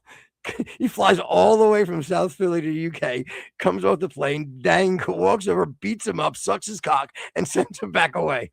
Can you imagine the humiliation? Again, I wouldn't put cock sucking on Dang. Just because he likes to lay with men doesn't mean that he's the woman. No, he said he loves dick. Remember? I know he loves dick, but does he? Oh, okay. I'm sorry. I apologize, Dang, for taking it in the back end. Yeah. Whoa. Team nobody. Poor.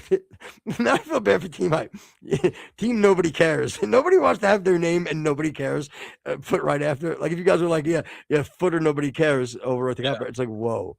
Yeah. So Barney Bell, my pal, says, Team nobody cares about the great knowledge you have. One-sided BS. Whoa. Language, please, young man. This is still our home. Yeah, Team Hype. You understand that we live a fantastic life. We live high on the hog, some say. and you're saying that like there's some kind of a truth out there that's going to eliminate us from the fact that we have a fucking wonderful life, and it's probably at the fucking at the expense of your dirt dick fucking black family. I don't know why that had to get involved. I don't care. I just don't care about Team Hype. He's a piece of garbage. Oh, the indigenous people, they're savages. Okay. Slum said Slum says Africa wasn't helped by the white man at all. Oh, I know. Oh, wait, hold on. Bullshiva. Garbage podcast wasting limited brain cells on delusions. Ooh, which one? I want to make sure we don't go to it. Which one are you talking about? Yeah, help us out, because I don't want to go to that one. That sounds terrible. That sounds absolutely fucking terrible, dude. And I love how Good you're here. Well, I love how his Avi is like. Can you bring it up again? It genuinely looks like the guy who can't figure out how to use his phone, if it's front or back, just takes a picture and sends it. Or maybe it's one of them. Oh, maybe that's why you know what. Maybe it's not.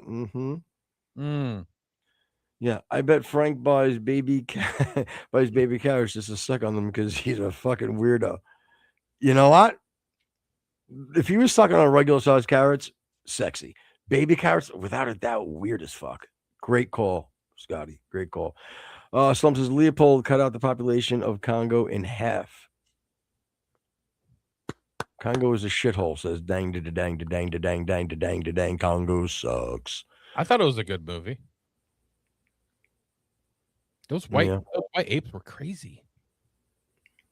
Scary. They were so scary. They call them red bones. All right. That was terrible, by the way. That was mean. Witty and quick, but mean. Yeah. 121.25 in, clearly racist comment, said red bones. We know what we get it. We fucking get it. Yeah, when you go back in history, it gets blacker and blacker and poorer and more savage and disgusting and less intelligent. And later on, I'm also going to laugh about my fucking line when fucking Scott brings up, you guys ever see Centipede 3? Nope. Never thought they could do any better after Centipede 2. And I was out. I figured that was when Lucas gave up that franchise. I figured I'm out. I won't. Yeah. It's never going to be like Centipede 2. No. Of course we didn't see Centipede 3. No way. Yeah. Yeah. Jen has a thing for centipedes. She hates. She also, yeah. Go ahead. Sorry. Team Hype says the wheel was invented in Africa. On the bus go round and sorry. The wheel was invented in Africa. That's the second verse, but I did it in their native tongue. Yeah, and they use it to grind down human bones into powder. Yeah, and or roll over the one that or roll over the 12-year-old that didn't dig the diamond out quick enough with his bare hands. Poor fellow. Oh my God. Imagine being in a position where you have to defend fucking Africans' greatness. Yeah, for real. So the Congo was a shithole before Leopold invaded and cut the population in half? Question mark? I don't know. Who cares? It's the Congo. Seriously, like you're Slump. I love you, Slumpty one. But you're spending your time defending the Congo and Native Americans. Since, as Footer put it, they're savages. They're all savages. They're all garbage. White people are better. Good night. Yeah, Dang/Rex says, don't care about the shithole Congo. Yeah, who cares? Yeah. Fuck. Don't you think that cutting the population in half contributes to being shitty? I guess it really depends on how worthy was the population as far as were they detrimental to their own society anyway. Yeah. You know, is it almost like shooting the deer for the deer meat because they're not going to last in the wild anyway? Is it a more humane thing that's being done here? Wow, what a brilliant take. I might fucking be a professor. Yeah, I hope you end up like the professor from Cambridge. We get it. Yeah, and obviously Team Hype's been reading War Before Civilization. He's talking about people eating other people. Yeah, that happened. It happened in Europe. It happened everywhere else. It probably happens a lot more now in these places that he's defending. No, and I do get your point when he's like, poor Slump is like freaking. He's like, they're people just like us. Footer, what are you saying, you sick son of a bitch? No, I get it. I was kind of joking, But with that being said, I was also kind of making a point of that, like, look, I'm not saying that we need to depopulate by wiping people out by masses. Okay. Depends on the half. With that being said, and again, I'm not even saying I'm for this, but things kind of happen.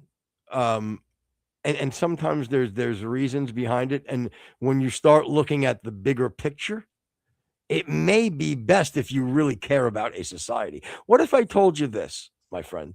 What if I said the half that they destroyed and eliminated were nothing but horrible humans, committing crimes against children, all these? I'm just making this up for scenario. And this was a population of 150 of them were horrible human beings, and we eliminated half of that. Would that be a good thing or a bad thing? They're people, aren't they? So Team Hype says, why is the pyramid that's located in Africa on the American dollar bill, you idiots? Okay, number one, it's a drawing. So it could be any pyramid. I know you love to think that it's the one in Giza, and maybe it is, but who the fuck cares? Our dollar's worth more than the one that's there now. Yeah, and first of all, who the fuck carries dollar bills, pal? All right, I don't know if you've heard over 1.7 million plays and views. Okay, we carry nothing but 50s and fucking hundies. Fred Durst carries a dollar bill. $3 bill, y'all. That's fucking good. Where? I brought that right back. Speaking of Nookie, dang says Egyptians were Minoan from Crate Facts. Wow, that's a tough fucking word. Minoan? Yeah. Team Hype. We were the original kings. What happened? What happened? Why did you lose your crown? Oh no. First of all, I tell you though, I'm not even joking. One of my favorite things right there, Team Hype just did. We're not the original kings, you dum-dum. I love you calling Rex a dum-dum. Yeah, he's talking to you. Oh, well, I mean, I don't like it as much, but I still think it's funny. It's not bad. It would still be bad, says Slumped. Wow, okay. So Slumpties, I think you're pretty much a bleeding heart liberal. Do the slump. What? I said do the slumpty slump. Yeah. Nobody would know that. Only the older fellas. Okay. But that's I know it would be bad, but would you have just as much would you be on the side of stopping it? Or would you let it happen and just go, this sucks? Ooh. You want to pull up Team Hype? Rex, you want to read a little scripture? Sure. Psalm 68:31. Sorry. Princes shall come out of Egypt soon. Ethiopia shall stretch her hands forth unto God. The Bible verse is talking to white people. You know, what do you have to say about that? Footer. Listen, this isn't about the Bible isn't a white or black thing. That's you true. Want to continue, and you keep telling me you're not a Hebrew Israelite. I'm surprised. I don't believe that. He said he's not a Muslim. He's never actually said he's not a Hebrew Israelite. Oh, okay. All right. Which he clearly is. Well, yeah. Well, like I said, it has nothing to do with the color of the skin. You fool. Yeah. You dum-dum. Look at Dang. He's like, Team Hype, you're dumb. Good one. Nice. Even though you did the wrong, you forgot the RE, but we're gonna let that slide. Yeah. Well, you are. I'm actually writing it down. Well, no, I'm gonna let it slide because he's gay. So you're saying that gay people can't have good grammar? No, they always leave the RE off. Well, he just left the E off and the apostrophe. So now you're fucking creating fake news. Possible. I heard it on Over the Handy's podcast. Over the pants handy. Over the handy pants. It's adorable. Oh God. Yeah, I think it's adorable. I would be on the side of okay, I'm going back and forth with Slump here. So about the killing of half the people, I would be on the side of stopping it because I don't support mass genocide. Okay, so should the Nazis have been destroyed? The entire Nazi party, should that have been destroyed? Actually, I think you actually hate Israel, so you probably might say yes on that one. Yeah. Trick question. Hold on. Oh wait, hold on. Team I says something. There's a lot of emojis, so you know it's probably very important. Okay, I got it. All That's right. what, because that's what adults do. Yeah, you know every great scholar always uses a lot of emojis. Can you bring that up, Jen?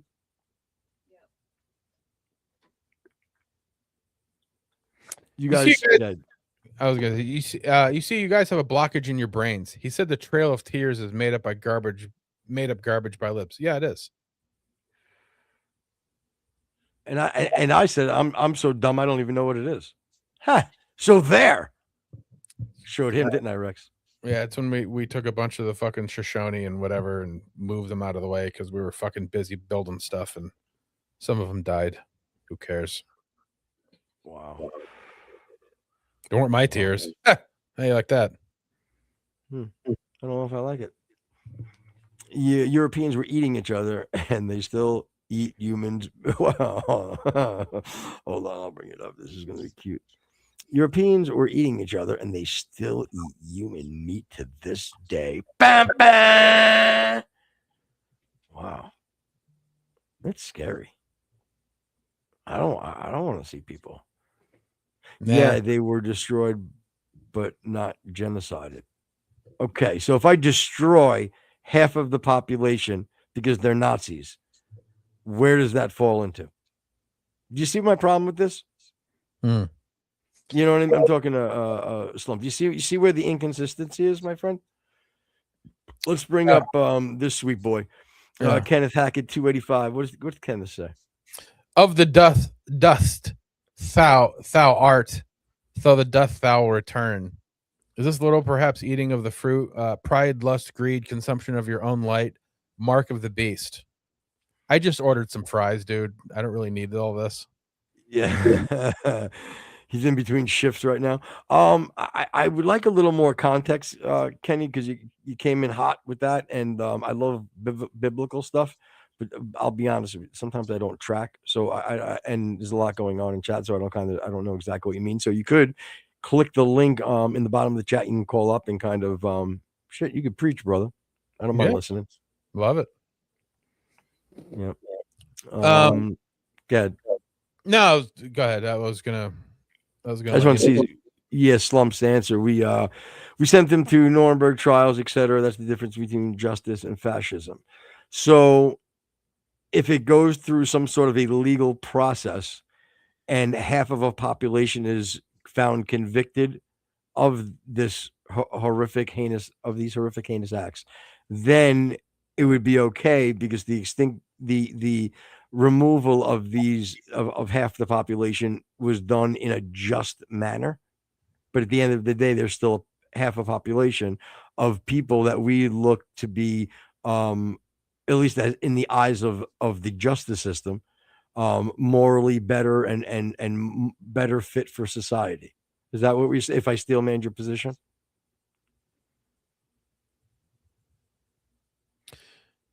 Let me see.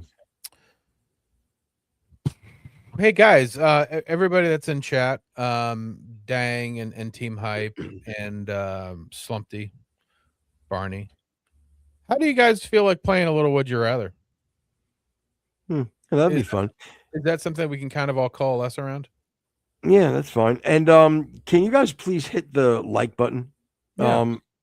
That would be cool. Even in Slumpy, you don't always agree, but you at least can hit the like button for us. Team Mike, you should always be hitting the like button. For the shit we do for you on this show, most people would probably block you. Be honest. Do a lot of shows just block you or ignore you? Because we're such sweet boys. What we do for you. Now, but I'm going to give you an option of which would you rather would you rather. So this is the first question of the would you rather. Would you rather do a would you rather on Make Out My Dad? Clip that. There's one that's a little political, and then there's one of the 90s. What would you rather? What was the first one? It's a little political. Some maybe some Jerry Nadler kind of stuff. some Muslim stuff, maybe. That kind of angle. All right, well, maybe I'll do the other one. All right, hold on. Before we do it, Kenneth responded. Sure. LOL, good response. I have always seen it as literally as an art was created by the dust you had to consume, which leads to glory to self instead of giving back to the light. I got to be honest with you. Again, let's put it on me. I'm not fucking tracking. Rex, are you? And if so, please let me know. Not even a little bit, Kenneth. You're too smart for us. Okay, yeah, Kenneth, you got to dumb this down for us, and not even what you're saying. I can read the word you're saying. I can comprehend the word you're saying. I don't understand what context this is in. What are we talking about here? And again, maybe I'm sorry. In the words of Candace Owens, you can explain it to us, but you can't understand it for us. Good one, Candace. Yeah. We are the home. Yo, Slump, you're the man, bro. You're the man. Go ahead, yeah, but let's go with the other one. Let's go with the 90s one. Go with the 90s. All right, we can do that. Yeah. It's a little bit more fun, a little bit more upbeat. Yeah, I like upbeat. And I hope we have a lot of kids of the 90s in there. Barney Bell, you might just have to bring out some kind of like an Encyclopedia Britannica since you're older than dirt. So wow, that's hurtful, man. Love Barney Bell. How dare you? I'm just saying Joe Dirt. Is this where you want to be when Jesus comes back? Yeah, Rex. Dude. I love Barney. It's a guy that doesn't like Barney would say. It's true. All right, so here's a little would you rathers of 90s stuff. The Copperhead Roads Would You Rather? Special 90s edition. Would you rather bring back pizzeria chips or Kudos snack bars? Do you remember pizzeria chips? Yeah. Here's the problem with this. I didn't like either. So I'm going to be fair and I'm going to pass on this one because I didn't like either one of them. I guess if anything, maybe this is just to pick something. Kudos. It would be a kudos for me. I can't tell you how much I miss pizzeria chips. They were fucking amazing. Okay. Pizzerias. Yeah, and for those who don't remember, they were sort of like a Dorito, except they were cut out of a flour tortilla rather than a corn tortilla. And then they had pizza seasoning. They were great. Well, I don't like fake pizza seasoning, to be honest with you, but that's what do you mean fake pizza seasoning? Like when they try to do like pizza flavored fucking something. So you're saying you don't like pizza rolls? That's not really pizza flavoring. The pizza rolls still have like the mozzarella inside, the sauce inside. Did you know I just saw excuse me. That frozen pizza no longer has a real cheese in it. Yeah, and I think that's even true with some of the commercial stuff too. Just want to say that. It's disgusting. But you don't like a pizza combo? No, you're not. No, great example. No, okay. That's fake pizza taste. Perfect example of what I consider fake pizza taste. I got you. So let's look in chat real quick. You got all right. Slump is gonna go with kudos. He would rather kudo bars back.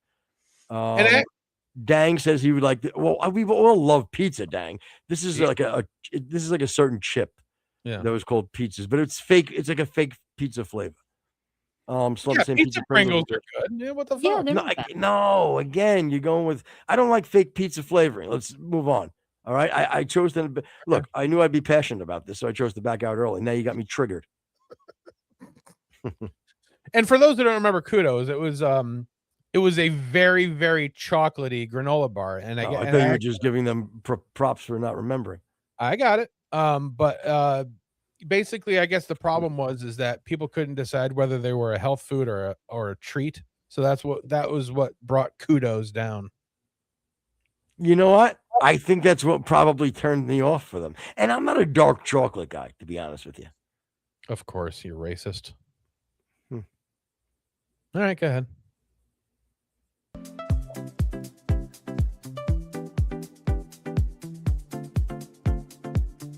Would you rather wear Billabong shirts or Massimo shirts? I'd say I'd probably want to wear Billabongs because I can't think of a specific Massimo shirt that I had. The only one I remember it was words. The words on the front were blurry, and it said "Stop or you'll go blind." Yeah, I would go. I'd say Billy Bong. Billy Bong. Yeah, I'll go Billy Bong. There you go. I would go Billy Bong too, because most of Massimo's stuff is pretentious. But yeah, why you say it weird? Huh? Why you saying it weird? Say what?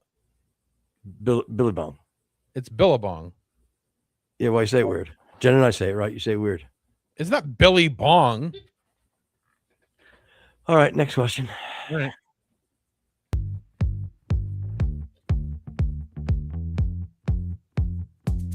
Would you rather put a bad boy or chump sticker on your car? Yeah. Neither. But with that being said, I don't even know what that "I'm a chump" sticker is. That's some old fucking Central Florida shit. The chump it was a basketball thing, actually. It was like a stick No, that's a figure. chimp. Good night, everybody. Oh wow, why are you so racist? What do you mean racist? Because basketball, and you're equating it to black people, and then you're making a monkey joke, which is just unbecoming of you. Quite frankly, I'm insulted. I'm insulted. All right. Okay, then what do you mean by chimp? Again, you know what? I'm beyond this now. I won't even entertain this type of shit. It's ridiculous. I would never do that. That's horrific. Okay, but what do you mean by chimp, though? Huh? What? Fucking Mike. Hold on. I'm having a problem. Move on to I'm having a fucking ear thing. Oh, okay. Let's just skip the next question. I'm gonna go chump, not chimp, like Footer is implying. Those bad boy stickers were terrible. Terrible. God, were they Terrible. awful. Yeah, I knew a kid from fucking South Philly. Bro, I knew a kid from South Philly used to go around in high school, beat the fuck out of people that have a bad boy fucking sticker on their fucking Yeah, window. Brownie B. Brownie fucking Frank Brown. Italian men are nice too. Whoa, dang. All right. How do we do this? Was it like a Telegram thing you kids are doing? What are we doing? Discord? Some international lovemaking? Footer's grandmother's half Italian. That's why the water beads off the hair. Good night, everybody. Go ahead.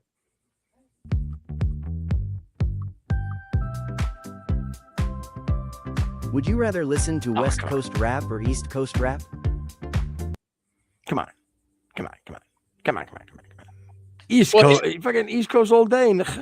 I understand that you feel that way. And again, I would say that, Biggie and Mobb Deep do weigh heavy. However, mass consumption West Coast was better. Tim Dog, what are you, nuts? It's Come true. on. Redman, Naughty by Nature. See, you're already Eric B and Rakim. Okay, now you're into fucking B-side. Fucking Fat Joe, Big Pun, Little C's, 3-6 Mafia, and again, but you're Bone Thugs. Bone Thugs was not Midwest, nigga. Yeah, it's Midwest. Now you it's can't go closer to the East Coast than West Coast.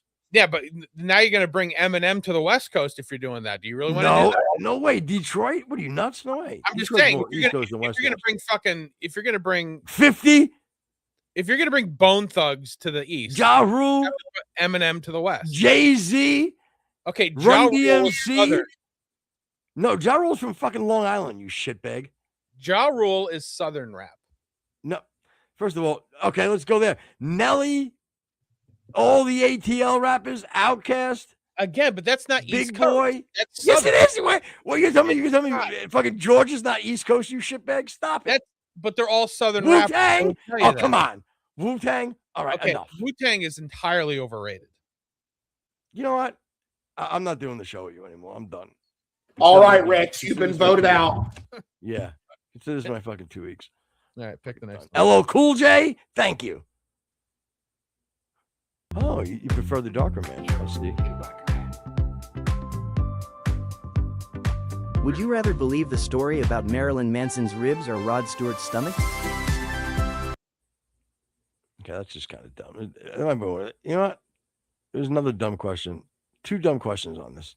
I won't even tell you which ones, but this is one of them. I don't know. You know what? You know, I agree with fucking Donald. Try harder. This is terrible. This is a terrible Marilyn question. Manson's is obviously way more believable, though. Yeah. I think both are fucking false. Well, they're both clearly false, but they were both big things in the 90s. It's not like I brought Richard Gere in here either, which was mentioned earlier. Yeah, again, you're a whole bunch of hacks. You, Scott, I don't care. Again, what's even the question here? I'm just saying, which one would you rather believe? Which one do you think is more believable? Oh, again, they're all going to be hacks. This is all stuff from the 90s. Marilyn Manson's ribs, then I guess. All right. I bet next one better be fucking like Nirvana or Pearl Jam, something of that nature. It ain't. She's like, but goddamn, I could have used you. Would you rather wear Airwalk shoes or Doc Martens? Ooh. That's kind of tough because, yo, I could look fucking tough as fuck with a pair of Doc Martens. Also, who doesn't love a fucking pair of Airwalks? I know. You know? Man.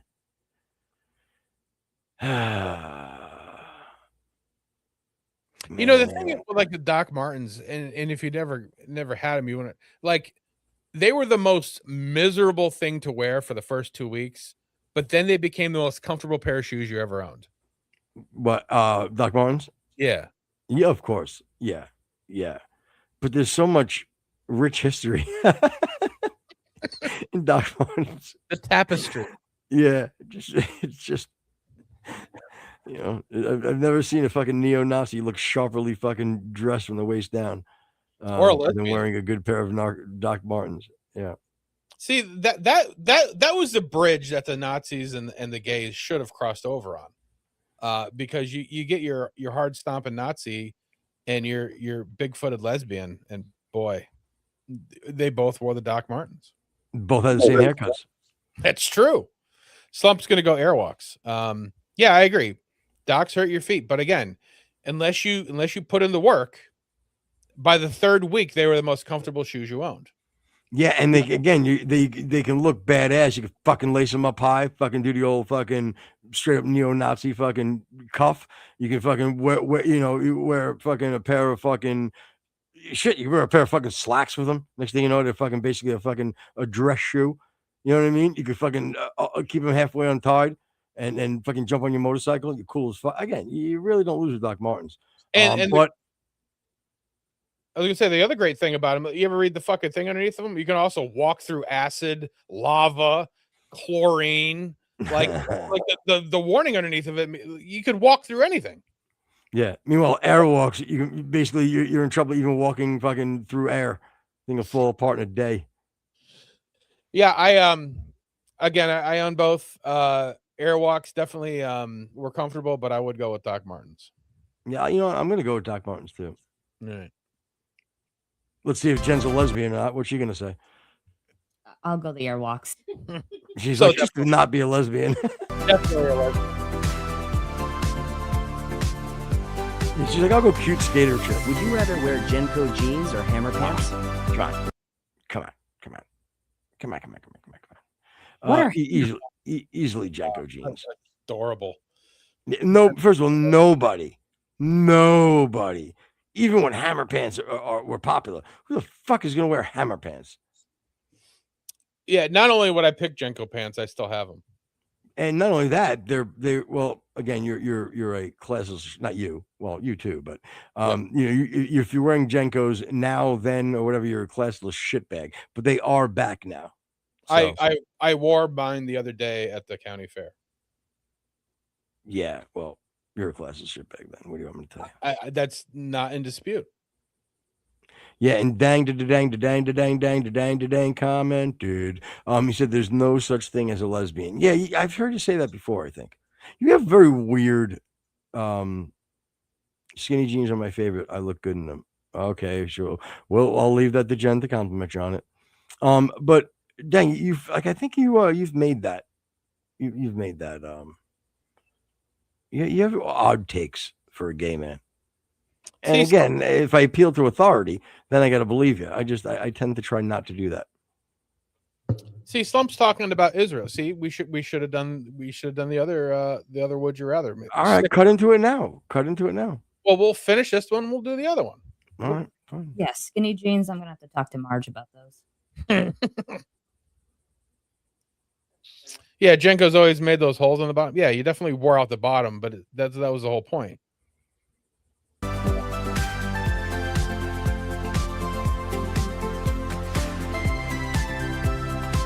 Would you rather rock a Nokia phone or a Razor? Oh my God. I guess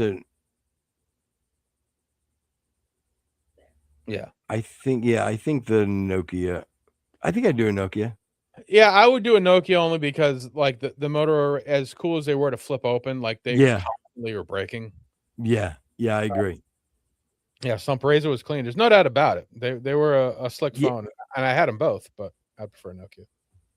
Yeah, Jenko's definitely made the holes on the bottom always.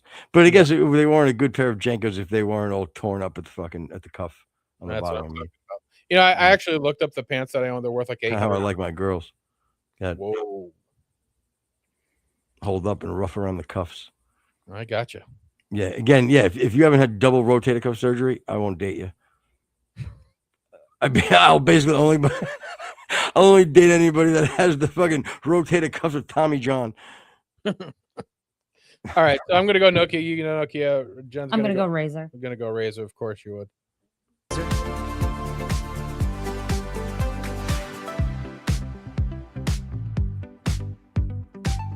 Would you rather deal with a detachable CD player faceplate or a Viper alarm? Again, had both. Yeah, never had the Viper alarm, but always had Benzie boxes and then the ones that popped off either one. You never had to deal with the Viper as armed alarms? Oh, I had to deal with it as far as passing by one and then that's what I mean. Yeah, like I'd walk by and it said that, and then I'd break the fucking window because I was annoyed that it said it. Dude, those really played out well for the fucking car. I had both. I hated the Viper alarms, man. Because not only that, but like you didn't have the sensitivity. Well, a fucking, again, like you said, somebody would walk by things or whatever. Like, what did they really need to say? Viper is armed. Of course, Viper armed. Step away from the vehicle. Shut up! I throw a brick through your window and walk away. I wonder if like there's got to be a percentage of break-ins of cars because of the Viper alarm. Oh, for sure, or at least vandalism. Yeah. Jen has no idea what we're talking about, neither one, so you can just go ahead. No, I'll do the CD player. Yeah, I'll go with that. Yeah, I think even the one, and I think I know the Viper alarm now that you're talking about it. Yeah, so. I think even the CD player in the Blazer has a detachable face. Jesus. Right, so is that woman that got attacked with a chimp?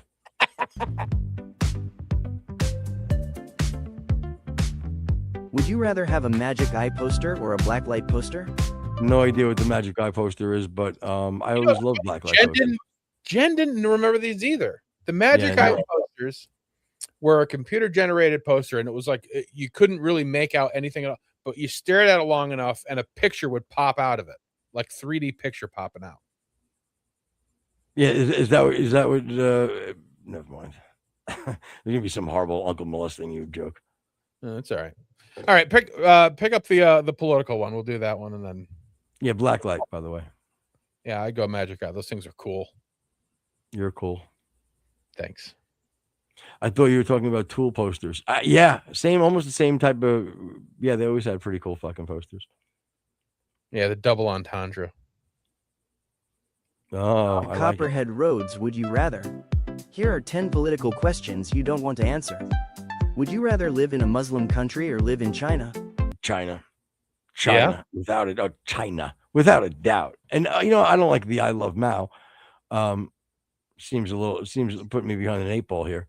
Yeah. I don't know if that's racist or not, but definitely I would much rather live in fucking China than a fucking Muslim country. What are you kidding me? Now, if I had to live in like Dubai, I think I'd be okay there. I probably would make it in Qatar. Or Qatar, as the kids say. Yeah, I mean, when did we decide on Qatar? Wasn't it always Qatar? See, I think what happens is almost like the Caribbean and the Caribbean, because people say Caribbean. They're saying Caribbean, but it sounds Caribbean because they say it in the native tongue. So Caribbean. It's really Caribbean, but there's a Caribbean. So people are like, oh, I'm going to the Caribbean. Okay, so same way I think would be with Qatar, like Qatar. I live in Qatar. That's actually not a bad cutter. All right, so the rules of the game here is, since we said Muslim, it'll be roll of the dice. We can't pick the Muslim country. So okay, so then I'm going to China. All right, so I'm going to go China too. What about you? China. All right, so China across the board.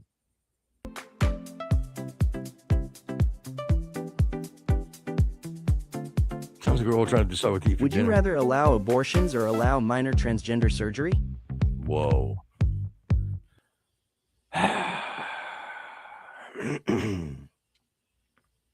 Wow.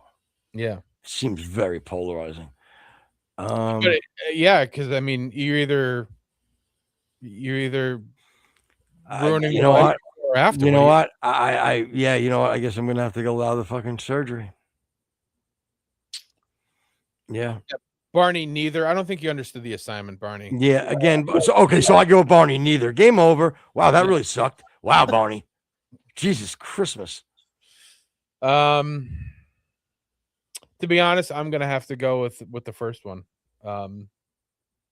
Rags. I can't allow a kid of pure conscience. Seriously, it's not good either way. But I can't allow a kid of full consciousness to go through that kind of actual. Well, no, if you know what, no matter how you said it, I would still, I can't, you can't go with the first one. You just can't. Again, I'm not happy about the second. Am I turned on by it? Sure. But am I happy about it? No. And it's we're not talking about. Barney just went, okay, I quit. Yeah. And Dank says you can revert back. Actually, you can't. Okay, but you don't know, and unless you're gonna look down my pants, you don't know. Maybe I lived my life the way I was supposed to live it, and sure, I have a fucking, it's like somebody removed my kidney, but you don't know. And again, there is no team hype. Go fuck you are a fucking retard, a hard R retard. You're talking about Herodotus and Egyptian gods, and we're playing Would You Rather over here. You fucking one-trick pony. Go fuck yourself. What the fuck is your problem? Yeah. Is me or him? Him. Oh, all right. All right. Obviously, we're not gonna gain any good ground on this. So let's just skip to the next one. Wait, whoa. What? So wait, we're gonna let Jen get away with freaking going to heaven and us going to hell? Yep. You little stinker. Would you rather clean Jerry Nadler's toilet or clean Jerry Nadler's teeth? I guess it's fucking toilet. Yeah, I'd go toilet, clearly. Really? A couple of flushes, a brush. We're not cleaning it with your hands. Or your tongue. Yeah. Yeah, but the teeth would be faster to clean that than the toilet. How so? You ever been through a dental cleaning? Yeah, and how do you know what fucking the shit that Nadler takes? Yeah, then You're assuming. I'm going the toilet. Okay. Listen, I don't want to push you away from Nadler's teeth. I'm just trying to guide you down the best direction I can. As a good man. I was thinking they were like false teeth and you're just cleaning. Oh, yeah. Even then it's even easier. You fucking pop them out, you throw them in a cup. Exactly. You're done in a half hour, however it takes to fucking cleanse the fucking That's chop. what I was thinking. Yeah. I'll All go right. toilet. Again, I don't think we should assume, but at his age, it's possible. All right, what's next?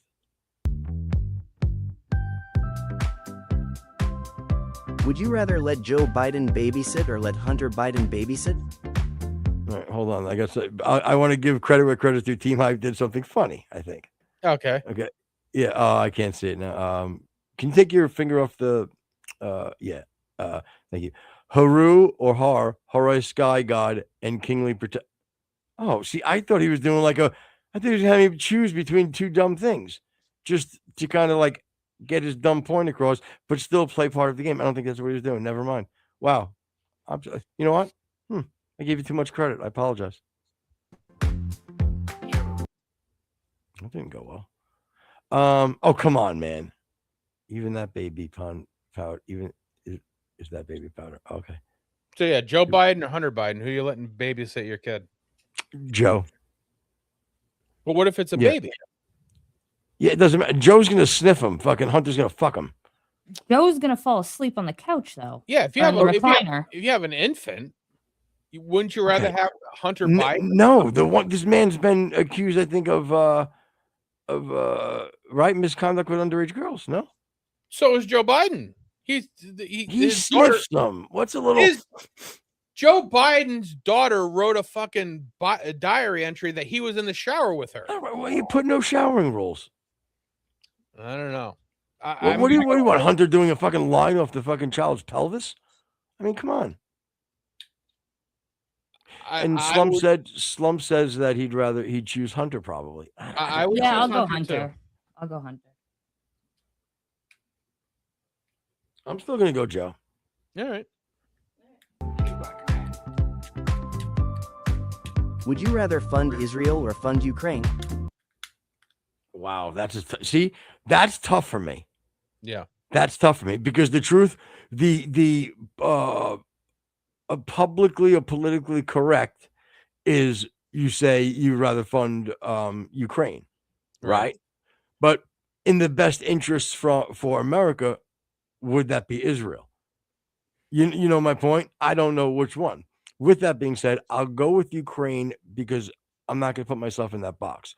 I don't know if I would. You see, I don't know if I would. I'm going Israel. You know what? I think I'm, dude. I think I'm with you.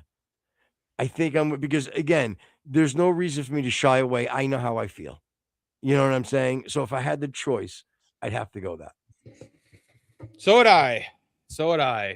Now we're gonna get a bunch of fucking hate, but that's all right. And 10 grand. Would you rather watch CNN forever or never watch YouTube?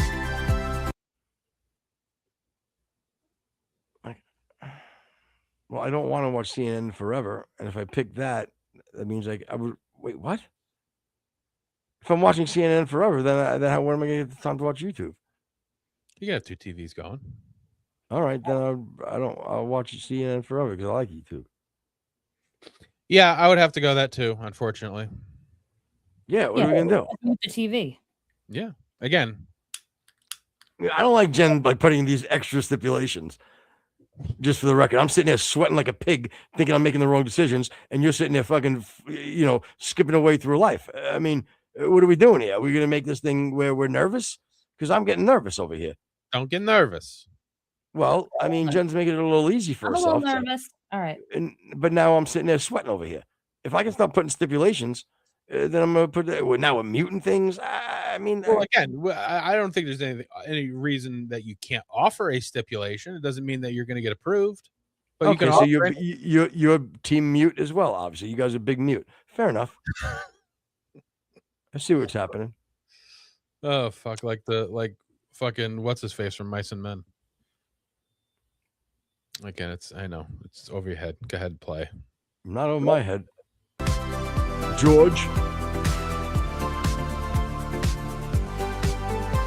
Would you rather hang out with Hassan Piker or hang out with Sneeko? Wow. You know what? I'm gonna this is easy for me. I'd definitely rather hang out with Sneeko. Okay, because he has. But he's such a dope. Yeah, he's so easy. Like the next thing, I'd have him being a Christian and spending money on me in no time. I'm gonna go Sneeko because I can't handle Hassan fucking shocking his dog. That just pissed me off. So same for that reason. Same thing. Yeah, I can't stomach that, man. I can't. But Sneeko wouldn't even allow your dog in the house. Again, I'll sleep outside with the dog, but I can't handle that Hassan Piker. So yeah, I'm gonna go. I'll go Sneeko too, but because Hassan, there's so many things that are just absolutely disgusting about Hassan Piker, including his fucking fit. Disgusting, bro.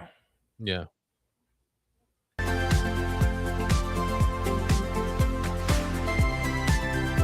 Would you rather smell Destiny's beard or Brian Shapiro's head? Should have been Tim Pool's beanie. Yeah, Brian Shapiro's hat or Tim Pool's beanie. That would have been a little bit more on brand, I guess. That's okay. Well, Ben Shapiro's yarmulke. God. I'm gonna go Destiny's beard. Just smells like fucking gefilte fish. Ugh. The best case scenario, you're at least getting some wash every now and again. But No, Brian, Destiny's beard would smell like fucking cum. It's a little close to then a I'm mouth. in. Definitely Destiny's beard. But yeah, but Brian Shapiro's hat never gets washed. Yeah, I'll go. Yeah, or I can Jay see it Dyer's like a clean mustache. break. So the hair's always. I'm gonna go hat. I'm not getting that close to Destiny's mouth. I'd rather smell Scott from Over the Pants Andy's beard. Yeah, but that just smells like sandalwood. Let's be real. That's true. He's a handsome fella. Not too bad on the eyes. Go ahead.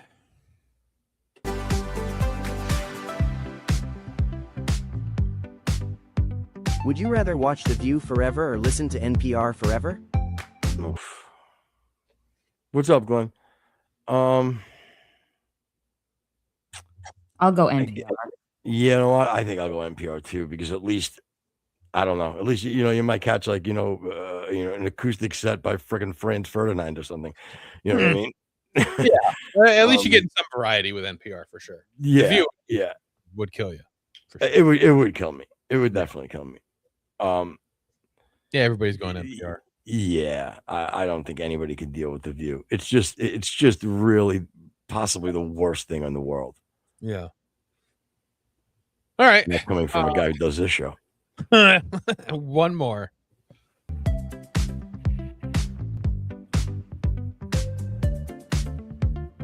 Would you rather do a trust fall with Nick Fuentes or with Andrew Tate? Oh, I don't know why I cut it off. But yeah, the other one is Andrew Tate. So who would you do a trust fall with? I don't know. I'd be worried freaking that fucking Nick's thumbs would unhinge like a snake's jaw and I'd fall right through it. But I'm gonna go Tate. Be stronger. I don't think I'll. I understand. My thinking here is that yes, Andrew Tate could definitely do it muscularly, but I think Nick would be more compelled to actually do it.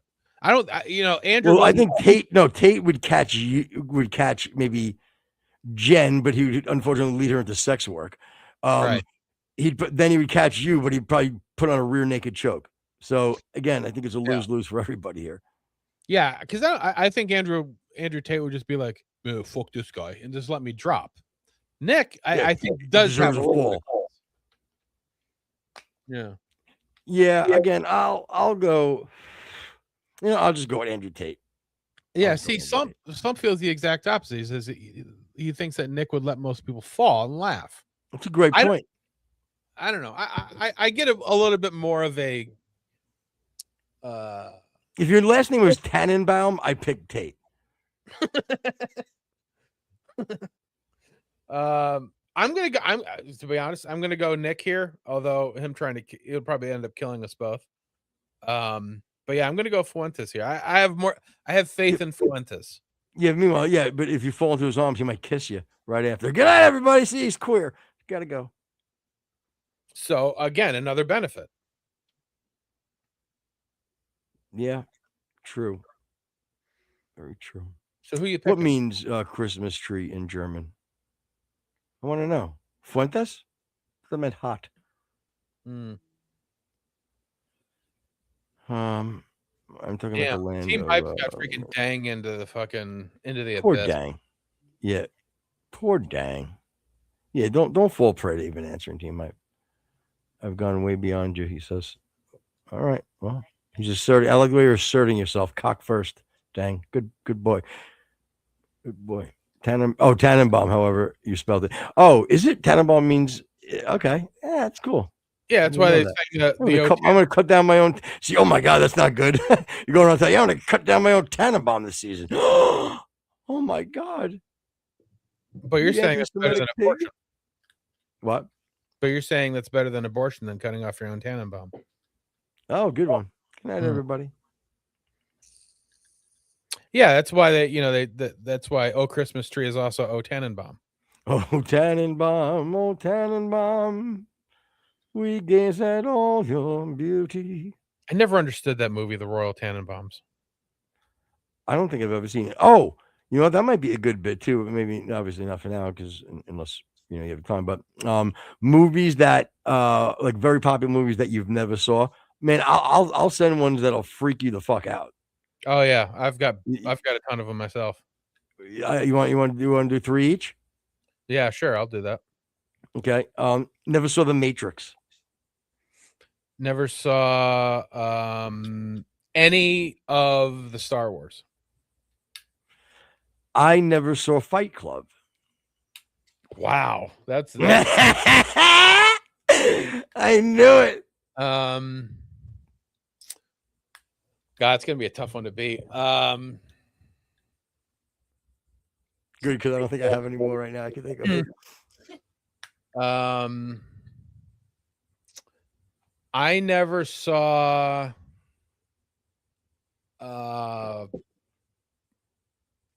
the fucking movie with Jimmy Swaggart, the Christmas one.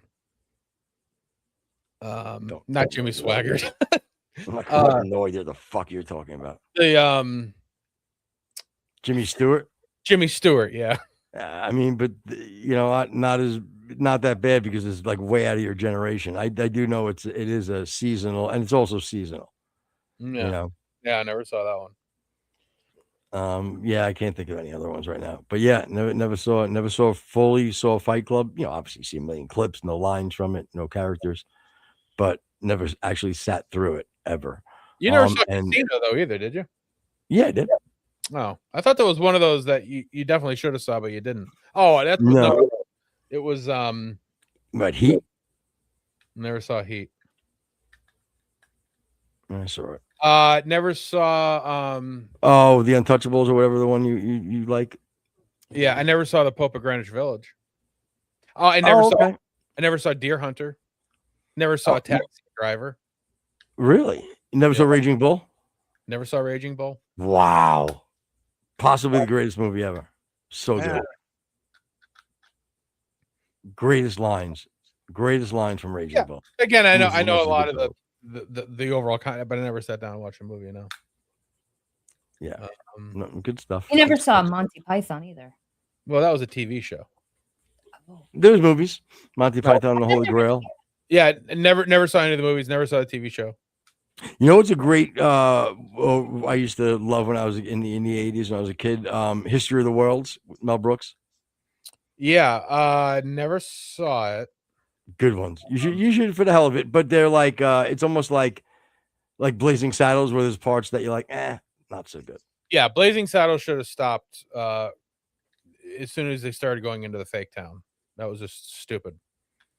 Yeah. Glenn Lowry says Taxi Driver is okay, but Deer Hunter is way better. Yeah, I can agree with that.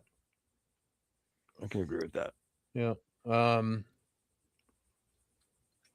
History of the World is great. Just watched that last month. You know what? I got to watch it again. Where is it on any streaming services, Slumped? Well, obviously you didn't rent the video. What the fuck am I talking about? Okay.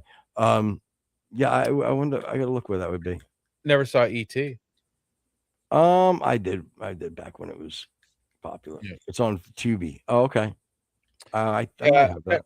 None of the Harry Potters I've seen, or that other one with the Hobbits. I never saw any of the Lord of the Rings. Oh, I never saw the Lord of the Rings. I never saw Lord of the Rings. No, never saw that. I mean, I think I might have saw bits and pieces, but never sat through the whole thing. Yeah. Ever. And that's the thing, like, and I've noticed that it doesn't matter which one of the right-handed podcasts that you watch, like they've all seen those, and then they try to defend it as some kind of a, well, it was a very well done movie, the Hobbit movies or whatever, but they've all seen it. Yeah, and Slump said that Lord of the Rings is better than Hobbit movies if you ever watch. Again, I'm not opposed. I used to love fucking like Dungeons and Dragons type of shit. Like I love that. Like, and even like Game of Thrones took me a long time. Oh, I never saw that TV show. I never watched Lost. I never watched Lost. I watched Lost. Yeah, Yep. never saw it. Yep. And If pretty much you're any going to watch movie, Lord of the Rings, make sure you're good and high.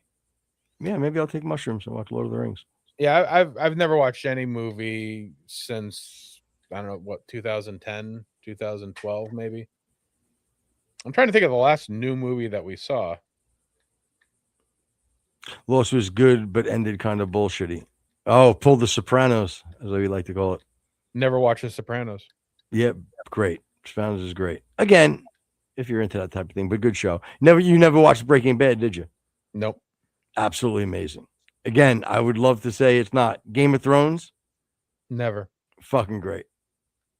Fucking great. Yeah, if you just picked a month, oh God, what a good month you'd have. If you're just like, you know what? I'm watching Breaking Bad, Game of Thrones, and whatever one that Better Call Saul was. You ever watch Better Call Saul? No, because you never watched Breaking Bad.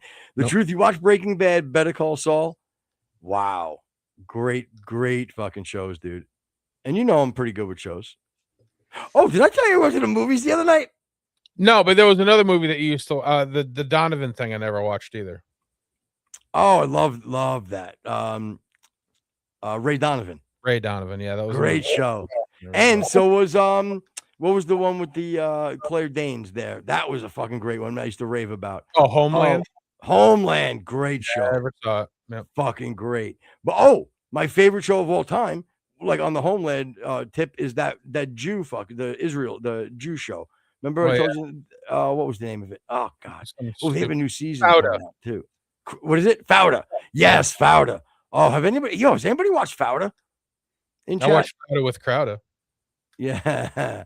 Fauda. That would have been better. Yeah. What? Oh yeah, that Daria in Detroit thing. Have you seen those ads come up? No. Yeah. Oh, Barney Bell says he likes The Illusionist. That was good. I like The Illusionist. Yeah, that was good. And I'll tell you, it's amazing how Team Hype. What movie did you go see? Still going. Again, I know you're gonna make fun of me. I don't care. The funny thing is, I didn't know this was a Christian movie, but it was. Now, I saw like an advertisement somewhere in April, and I don't remember ever thinking it had something to do with being a Christian movie. Blah blah blah. Yeah. The name of the movie. I was gonna say, who would have thought Fist Me Stanley was a Christian movie? Yeah. It was called Elijah Peel. Okay. How did you accidentally do you want to bring up the trailer or something? Do you want me to bring up the trailer? Yeah, if you want to bring it up, that's fine. All right. Yeah, it's called Elijah Peel. Wasn't he with Keenan? What? Wasn't he with Keenan? Yeah. Yep. That's funny. Hold on, it'll take me 1 second. I'll get it. Yeah.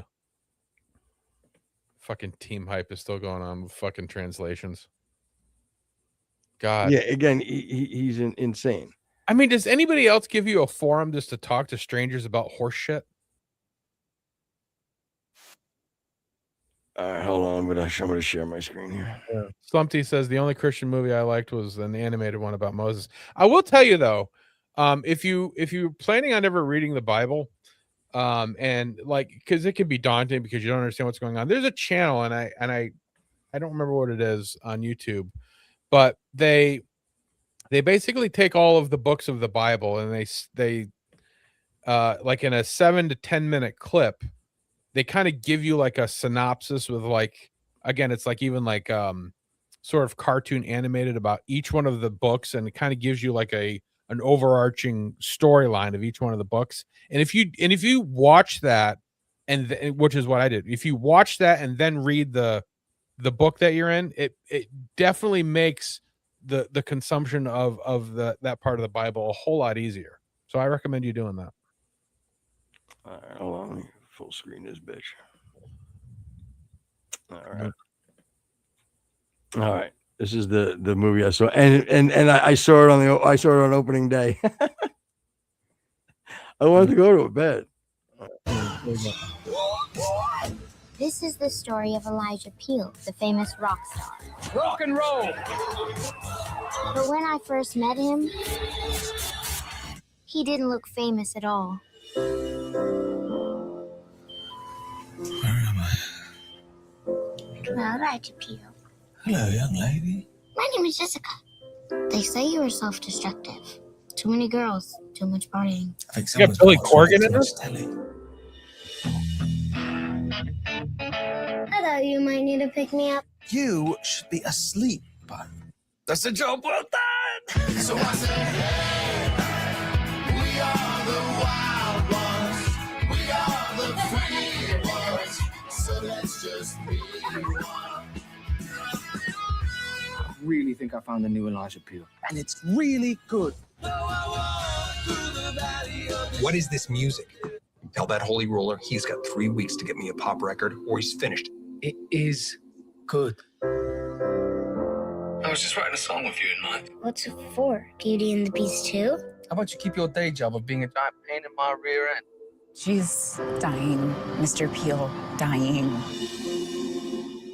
Like a soul without a savior, searching for a So, can I hear your music? You mean that thing what no one likes? my hand out to an angel. Got it. Jessica! Jessica!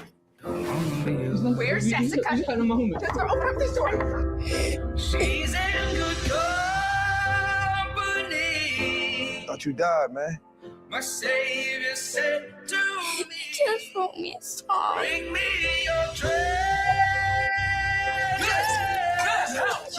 Can't breathe. Bring me all your I gold. want to help. Okay, please, if you will let me help. Oh, a life too short. A life too short. And a story too old. Hey there, sleepyhead. Something's new. I'm new. A new heart. Yeah, that's right.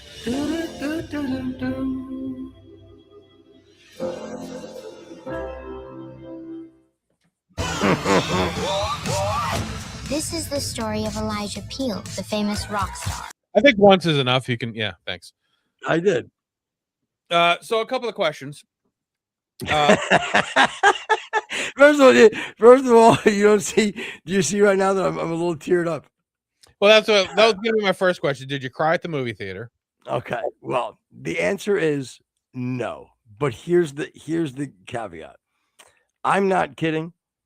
The entire time I'm watching this, there's certain parts I'm starting to choke up a little, but it's fine because it's the middle of the movie. Okay. And no one's gonna, no one can really see what's going on. You know what I mean? You could probably keep the blubbering part to yourself, right? So Yeah. you'd be okay. So, but, and again, I don't want to ruin the movie or whatever, but in my head, I'm going, well, this could be a fucking major problem at this end of this fucking movie because the credits are going to roll, the light's going to go on, and I'm going to be inconsolable. Okay. Right. Okay. So I'm like, this is going to be a problem. So I went through half the movie trying to fight and go, okay, like you're going to fight whatever happens here. You're going to fight this. And then by, 5 minutes left to go in the movie, I'm going, you know what? I'm submitting to this. I don't care. I'm going to be blubbering. The lights are going to go on. It just is what it is. Like I've already said, fuck it. And bet was okay with my fate. Ended up, everything was fine as far as I didn't have to worry about it. And, it didn't happen, but yeah, it was, it was, again, I absolutely fucking loved it. Was it a good movie? His wig was horrific. Couldn't stop looking at the texture of it was the worst. I'm like, what are we doing? A couple of the extras in the movie, it had to be like the niece of the director or something. Horrific. You know what I mean? But the story was just phenomenal. And it was all about, him finding Jesus because she told him to. And it was just fucking great. It was great. Did you see it by yourself? No. I dragged poor Deb.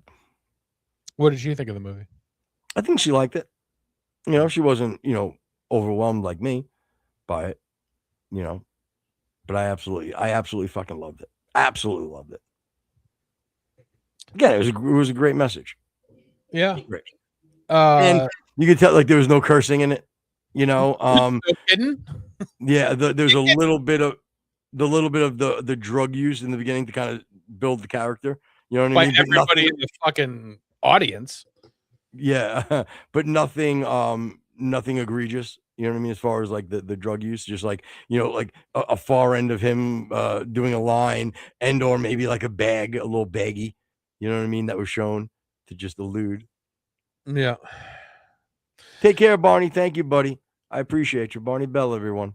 Not exactly my cup of tea, but it looks like a nice movie. I'll give you But that. it would be something that you can watch with your daughter and not feel awkward about it in any way. You know. Okay, it's gonna have to be a little bit more of a sell than that, but No. I shouldn't have said you, meaning people. People would be able to go with their family, and it would be something you can go to see in the theaters together, especially if you are a Christian family. It would be a wonderful night out. Yeah, wonderful. What a wonderful way to end this ridiculous episode. Well, again, I forgot to tell you. I appreciate it. I do like the wholesome footer every now and again when we see it. Well, I mean, that's more of the real me. I really do. Again, it's not like what do you want me to do? I mean, God, if you wanted me to tell you stories one day and you really want to get into debauchery, I have plenty of them. Trust me. I said I prefer wholesome. Okay, good. A lot better than footer jagging out. Yeah. Your ass, it is not. Nothing wrong with that. All right, everybody. Thanks a lot. Look, as I said earlier, Barney Bell, Team Hype. Who else did we have in there today? Slumpty. Say again? Slumpty. Yeah, no, Slumpty was in there. Where was like what's his face there? Veronic's Gaming wasn't in there today. But again, Glenn Lowry, dang da dang da dang da dang dang da dang da dang dang's the man. Yeah, again, just all around. Sorry if I'm missing anybody. I apologize. Oh, and thanks to Scott from Over the Pants Handy podcast. Make sure you River and the Woods podcast. We love him. Yeah, so make sure you go check him out. Go look him up. We'll actually, Jen, if you can, try to slap his link in the description so people can go check him out as well. Yes, It's a Wonderful Life. That was the one I never saw. Oh yeah, that's right. Good call, Team Hype. All right, guys. Have a great rest of your day. I appreciate you. See you Friday, and God bless you all. And if you're listening on iTunes, which is a medium on the internet where you can listen to music and actually watch some videos occasionally if you're actually into it, iHeart, Spotify, YouTube, Twitch, Kick. Come on over to Rumble, wherever you're at. Like, subscribe, hit the notification bell. We will be back on Friday. Good night, everybody.